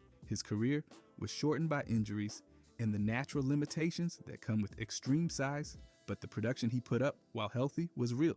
His extreme height came from a pituitary gland disorder, the same condition responsible for gigantism in many of the tallest humans ever recorded. He wasn't just tall for a basketball player, he was tall by any global standard, making his NBA career one of the most physically unique in the history of the sport. Manute Bol. He's listed at 7 feet 6 to 7 feet 7 inches, depending on the measurement source, which ties him with George Muresan as the tallest player in NBA history. But what separates Bol from every other giant who ever played is the wingspan, 8 feet, the longest ever recorded in the NBA. His standing reach was around 10 feet, which means he was touching the rim before he even left the ground. He played 624 NBA games from 1985 to 1995 across 4 different teams, and the statistical record he left behind is genuinely unlike anything the league has ever seen. He's the only player in NBA history to retire with more blocked shots than total points scored. He led the NBA in blocks in 1986 and again in 1989. As a rookie, he set the NBA record for blocks by a first-year player. In a single half, he blocked 11 shots, tying an NBA record. He blocked 8 shots in a single quarter on multiple occasions. His block rate was roughly 1 every 5.6 minutes of playing time, which is an absurd ratio. Later in his career, he even started attempting 3-pointers, and in a 1993 game, he hit 6 threes in one half. His body weight hovered around 200 pounds, which is remarkably light for someone that tall, but his wingspan made up for everything. Defensively, Bol operated at a level the league has never come close to replicating since. Shawn Bradley. He's 7 feet 6 inches tall and was selected 2nd overall in the 1993 NBA draft, which tells you exactly how much teams valued his size coming in. He played 12 NBA seasons from 1993 to 2005, appeared in 832 career games, and averaged 2.5 blocks per game for his entire career, which ranks among the highest all-time averages in league history. He played for the Philadelphia 76ers, the New Jersey Nets, and then the Dallas Mavericks, where he spent 9 seasons anchoring the interior defense alongside Dirk Nowitzki and Steve Nash. His career averages were 8.1 points, 6.3 rebounds, and 2.5 blocks per game. For a 7-footer who played that many games across that many seasons, the consistency of his rim protection was real and measurable. He's one of the very few players at extreme height who managed to sustain an 800-plus game career, which is something most giants never come close to achieving. The physical demands on the body at 7'6" make longevity incredibly difficult, and Bradley is one of the rare cases where the frame held up long enough to matter at a team level for over a decade. In 2021, he suffered a spinal cord injury that resulted in paralysis. That fact puts everything else in context. He gave 12 seasons to the league, blocked shots at an elite career rate, and helped define what it looks like to actually sustain extreme size in the NBA. By the way, if you guys want to subscribe, I'm going to be posting every day. Thanks. Anyways, Taco Fall. At the 2019 NBA Draft Combine, he set 3 records simultaneously. Tallest height ever measured at the Combine. Longest wingspan ever recorded. Highest standing reach ever recorded. His standing reach exceeded 10 feet, which means he could touch the rim without leaving the ground. He's listed at 7 feet 6 inches and 311 pounds, and his shoe size is a reported size 22, one of the largest in NBA history. His measured vertical leap was limited, around 2 feet, which shows exactly how much he was relying on natural height rather than explosiveness. During his college career at UCF, he shot 74% from the field, one of the highest field goal percentages in NCAA Division I history. He recorded 280 career blocks, which is the UCF all-time record, and he averaged 2.6 blocks per game in his final season. Despite all of that, he went undrafted in 2019. His NBA time was limited because of slow lateral movement and difficulty defending pick-and-roll situations, 2 things that matter enormously at the professional level. He became a fan favorite because of how rare his size actually is, not just among basketball players, but among humans globally. Teams were forced to arc shots significantly higher just to avoid his reach, and his paint presence alone altered how opponents approached the basket. He represents the modern ceiling of height versus mobility trade-off, where the measurements are historically extreme, but the translation to NBA minutes is genuinely complicated. Yao Ming.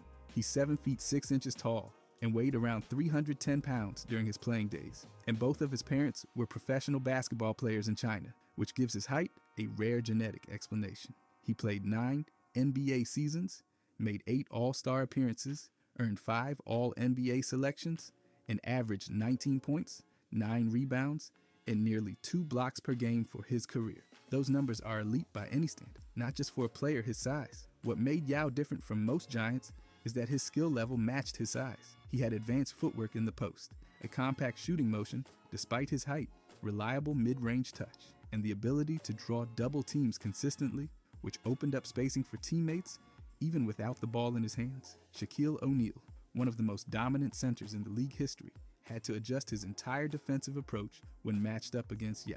Teams were forced to carry multiple 7-foot centers, specifically to have a chance at matching his size on a given night. His career was ultimately shortened by repeated foot and ankle stress fractures, which is a direct consequence of the load his body mass placed on his lower frame. He retired after 9 seasons, which was earlier than his production suggested he should have, but the level he reached while healthy, all-star caliber output, combined with a 7'6" frame, represents the highest ceiling that size and skill have ever combined to produce in NBA history. Sim Bhullar. He measured 226 centimeters, which converts to roughly 7 feet 5 inches, and he weighed 140 kilograms, making him one of the heaviest players ever to appear in an NBA game. The Sacramento Kings signed him during the 2014-15 season, and in doing so, made him the first player of Indian descent to ever play in an NBA game. That's the milestone that defines his NBA story more than any statistic. His physical profile was unlike most big men in the league.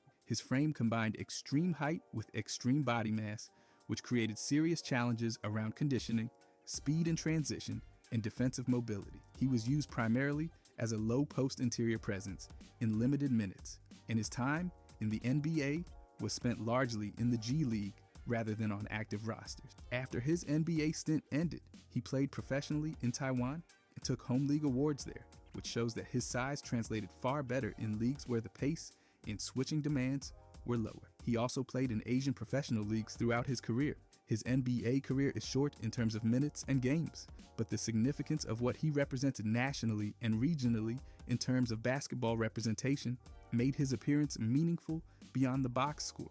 He stands as one of the largest body frames in the documented history of the sport, combining elite height with mass that exceeded most NBA centers. That combination is rare enough to put him firmly in the conversation about the upper physical limits of the game. Chuck Nevitt. He's 7 feet 5 inches tall and weighed 217 pounds during his playing days, which made him one of the lightest players ever at that height in league history. He played 9 NBA seasons from 1983 to 1994 and appeared in 155 total games, averaging just 5.3 minutes per appearance. His career totals were 251 points, 239 rebounds, and 111 blocks. He played for the Houston Rockets, Los Angeles Lakers, Detroit Pistons, Chicago Bulls, and San Antonio Spurs, which means he was around long enough to cycle through 5 different organizations. The standout factual detail in his career is that he was on the 1985 Los Angeles Lakers championship roster, making him the tallest player in NBA history to win a championship. He played playoff minutes in 5 separate postseasons.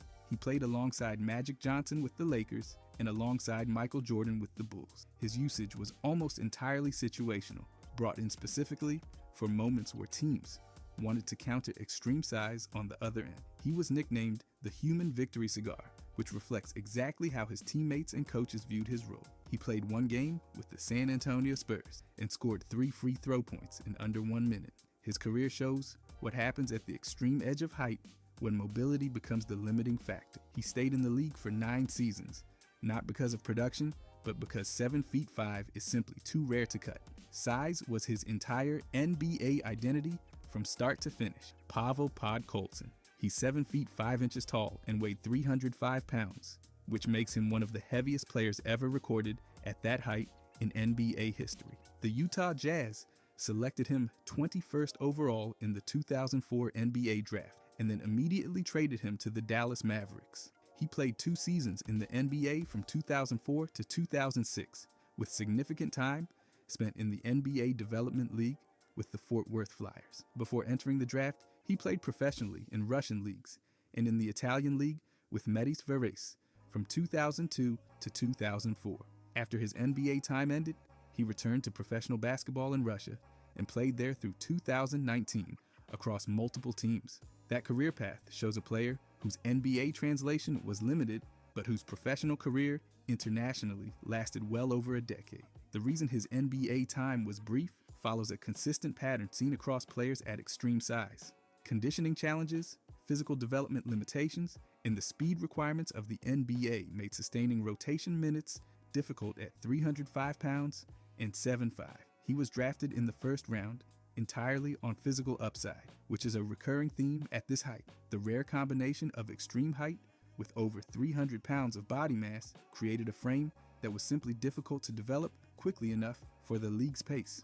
In 2025, he became the tallest professional soccer player in Russian Cup history, which adds an unusual footnote to a career defined almost entirely by what his body measured rather than what it produced. Slavko Vranic. He's listed at 7 feet 5 inches, and his NBA career lasted exactly 1 game, January 8th, 2004, with the Portland Trail Blazers. He played 3 minutes, missed his only shot attempt, and picked up 1 foul. That's the entire NBA record for one of the tallest players the league has ever seen. The New York Knicks drafted him 39th overall in the 2003 NBA draft. Despite the minimal NBA time, his professional basketball career was long and genuinely decorated. He played in Europe from 1997 to 2018, competing for clubs including Partizan Belgrade, Unix Kazan, and Crvena Zvezda. During that stretch, he won the Eurocup championship in 2011 and claimed 3 ABA league titles. He also represented the Montenegro national team in international competition. His career is one of the clearest examples in basketball history of extreme height not translating into NBA staying power while still producing sustained success elsewhere. The European game suited his size and skill set in a way the NBA pace never did. At 7'5", he was tall enough to be drafted in the second round of an NBA draft, but the physical demands of the league, specifically the speed, the switching, and the conditioning required across an 82-game season, made it nearly impossible for him to carve out a real role. His 1-game appearance keeps him in the record books as one of the shortest NBA careers ever recorded by one of the tallest players ever measured. His story is proof that height and NBA longevity operate almost completely independently of each other. Mark Eaton. He's 7 feet 4 inches tall and played his entire career with the Utah Jazz. He holds the NBA single-season block record with 456 blocks in 1984 to 1985. He also holds the highest blocks per game season average ever recorded at 5.6. For his entire career, he averaged 3.5 blocks per game, which is the highest career blocks per game average in NBA history. His total career block count was 3,064. He won Defensive Player of the Year twice, led the NBA in blocks 4 times, made 5 all-defensive teams, and played in the 1989 All-Star Game. Before he was on the Jazz roster, Utah was winning around 30 games. After he became their starting center and defensive anchor, they made the playoffs in 10 consecutive seasons. His standing reach meant he could contest shots without leaving the ground, which reduced his foul rate and allowed him to stay on the floor longer in critical moments. The trade-off was on the offensive end, where he never scored more than 10 points per game in any single season. His career scoring average was 3.4 points per game, which reflects the narrow role he was given. But within that role, he was historically dominant. No player in NBA history translated extreme height into measurable defensive statistical output at the level Eaton did. His rim protection wasn't just effective, it was statistically the most impactful version of height-based defense the league has ever recorded in its official record books. Priest Lauderdale. He measured 7 feet 4 inches and weighed around 325 pounds, which made him one of the heaviest players ever recorded at that height in NBA history. He played in the NBA from 1996 to 1998, appearing in 74 total games. His career averages were 3.4 points per game and 1.9 rebounds per game. Those numbers reflect the challenge his size created on the court. At 325 pounds and 7'4", the speed required to keep up with NBA pace was genuinely difficult to maintain. Stamina, lateral movement, and defensive rotations were all areas where his extreme mass created real limitations. His role was interior presence, but the league had shifted in ways that made standing still in the post less viable than it had been in earlier decades. After his NBA career ended, he played professionally in multiple countries, including China, Spain, and leagues in the Middle East. That international career path shows a player whose size was valuable in context where the physical demands were different from what the NBA required. His story fits a specific category that appears multiple times across the history of giant players, where the body frame exceeds the functional athletic threshold that the NBA game demands. 325 pounds is simply an enormous amount of mass for any frame to carry through transition defense and pick and roll coverages over the course of an entire season. He represents the upper physical limit of the sport, where height and mass combine to create a presence that was hard to ignore, but even harder to sustain. Boban Marjanovic. He's 7 feet 4 inches tall and weighed around 290 pounds during his NBA career. His extreme height is linked to a pituitary gland condition, which is notable because his parents were of average height, making his growth unusual from a genetic standpoint. Before entering the NBA, he won the EuroLeague First Team Award in 2015 and collected multiple MVP honors in the Serbian League, where his size advantage was dominant enough to make him one of the most decorated big men in European basketball. In the NBA, he was used in a specialized role due to pick and roll, defense limitations, and perimeter switching issues, which kept his minutes restricted. But within those limited minutes, his production was genuinely efficient. His career averages were 5.9 points and 3.8 rebounds per game. But those numbers come on minimal court time, meaning his per-minute production was among the highest ever recorded for a center of his size. His standing reach allowed him to finish at the rim without significant elevation, and his offensive rebounding in short bursts was nearly impossible to counter because of how his reach extended beyond any realistic contest ring. He was used as a situational scoring center and a matchup-specific interior weapon throughout his NBA career with multiple teams. He's a clear example of how modern NBA teams learn to extract value from extreme size through smart targeted deployment rather than heavy usage. He didn't need 30 minutes to matter. He just needed the right matchup. And when he got it, the results were consistently efficient. Ralph Sampson. He was drafted first overall in the 1983 NBA draft by the Houston Rockets. And by the end of his third season, he had averaged 20.7 points and 10.9 rebounds per game. He won NBA Rookie of the Year in 1984. He made 4 consecutive All-Star teams from 1984 to 1987 and won the 1985 All-Star Game. He was named to the All-NBA Second Team in 1985 and was inducted into the Naismith Basketball Hall of Fame in 2011.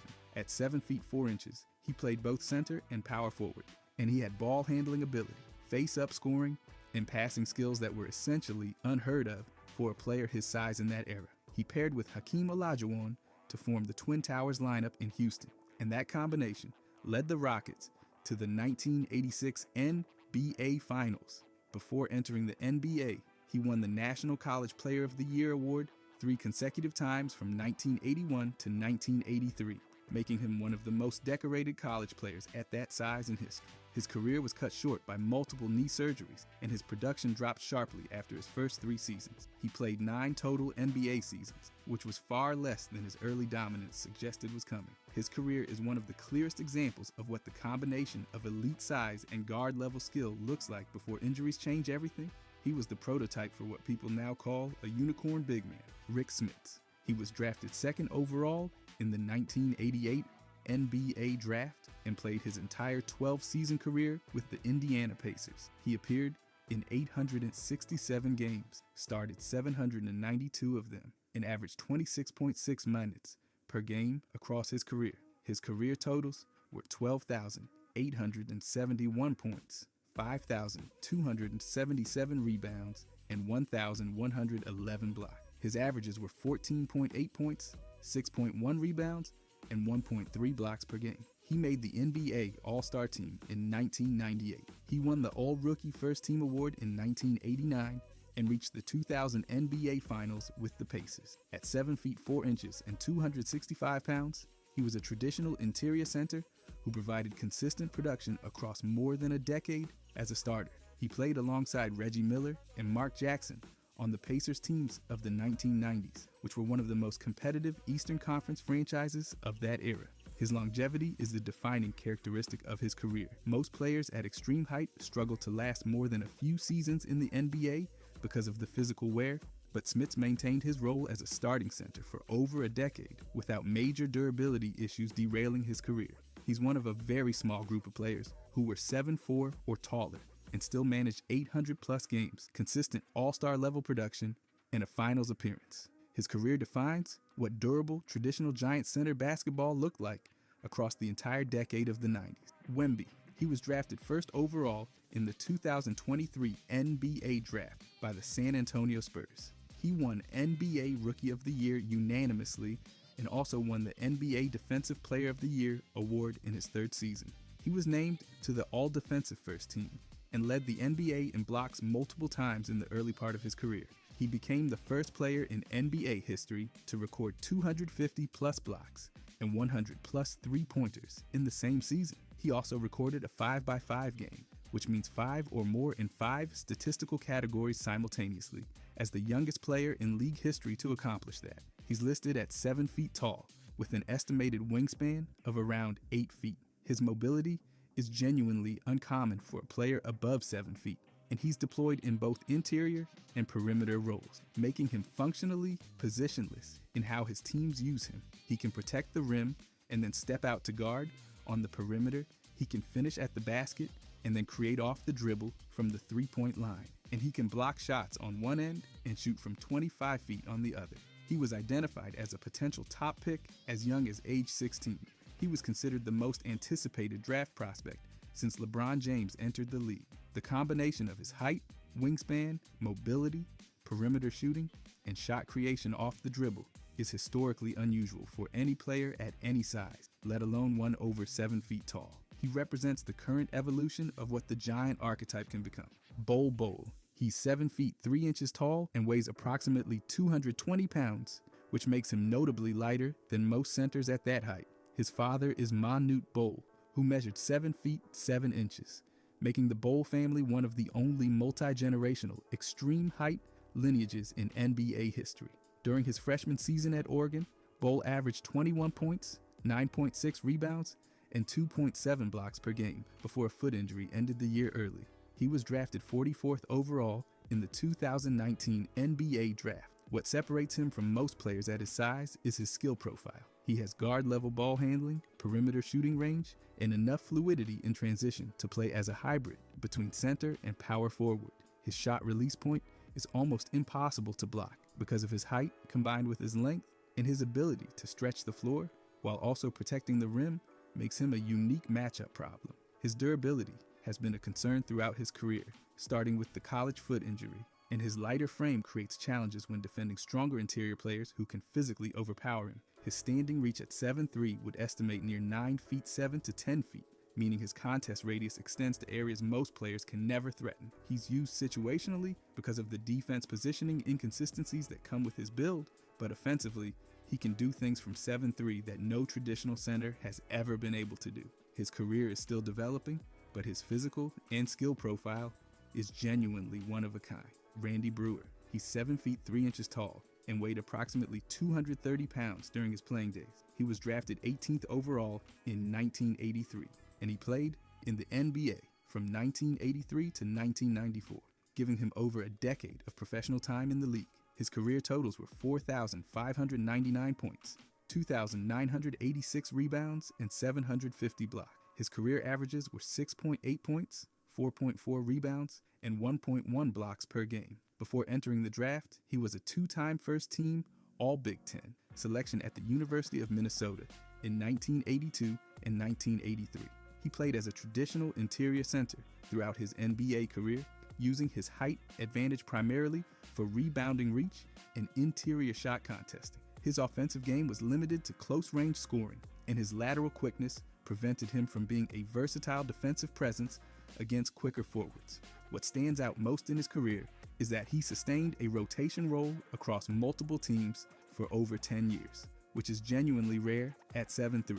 Most players at extreme height face career-limiting injuries, conditioning issues, or skill deficits that shorten their time in the league well before a decade passes. Brewer avoided most of those issues and maintained a functional role throughout the entire decade between his rookie year and his final season. He's not a star in any conventional sense, but as a case study in how extreme height can translate to sustained NBA longevity through role specialization, his career is one of the cleanest examples the league has produced. Keith Claus. He's 7 feet 3 inches tall and weighed approximately 212 pounds, making him one of the lightest players ever recorded at that height in NBA history. During his college career, he led the NCAA in blocks in both 1995 and 1996, back-to-back seasons. He played for the Los Angeles Clippers in the late 1990s and was known specifically for his block rate per minute and his ability to alter shots in the paint. His wingspan relative to his body weight created a defensive radius that was disproportionately large, even compared to other 7-footers. He later led the Continental Basketball Association in blocks in 2005, which shows his shot blocking ability translated across multiple professional leagues and time periods. His limitations were almost entirely about mass. At 212 pounds, he struggled to hold his ground against stronger post players who could simply overpower him in the paint.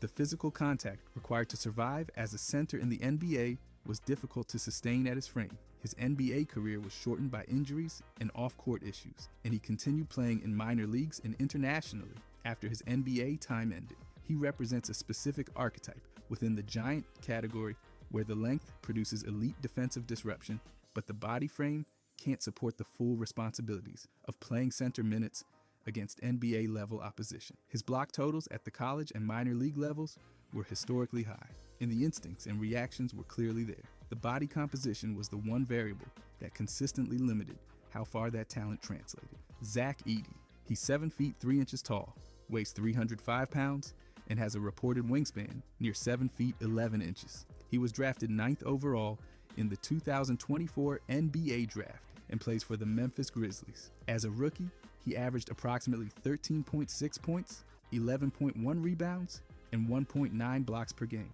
His field goal percentage in stretches of that rookie season exceeded 60%, reflecting the interior efficiency that extreme size creates when the player is strong enough to finish through contact. At Purdue, he averaged 25.2 points, 12.2 rebounds, and 2.2 blocks per game in his final season of 2024.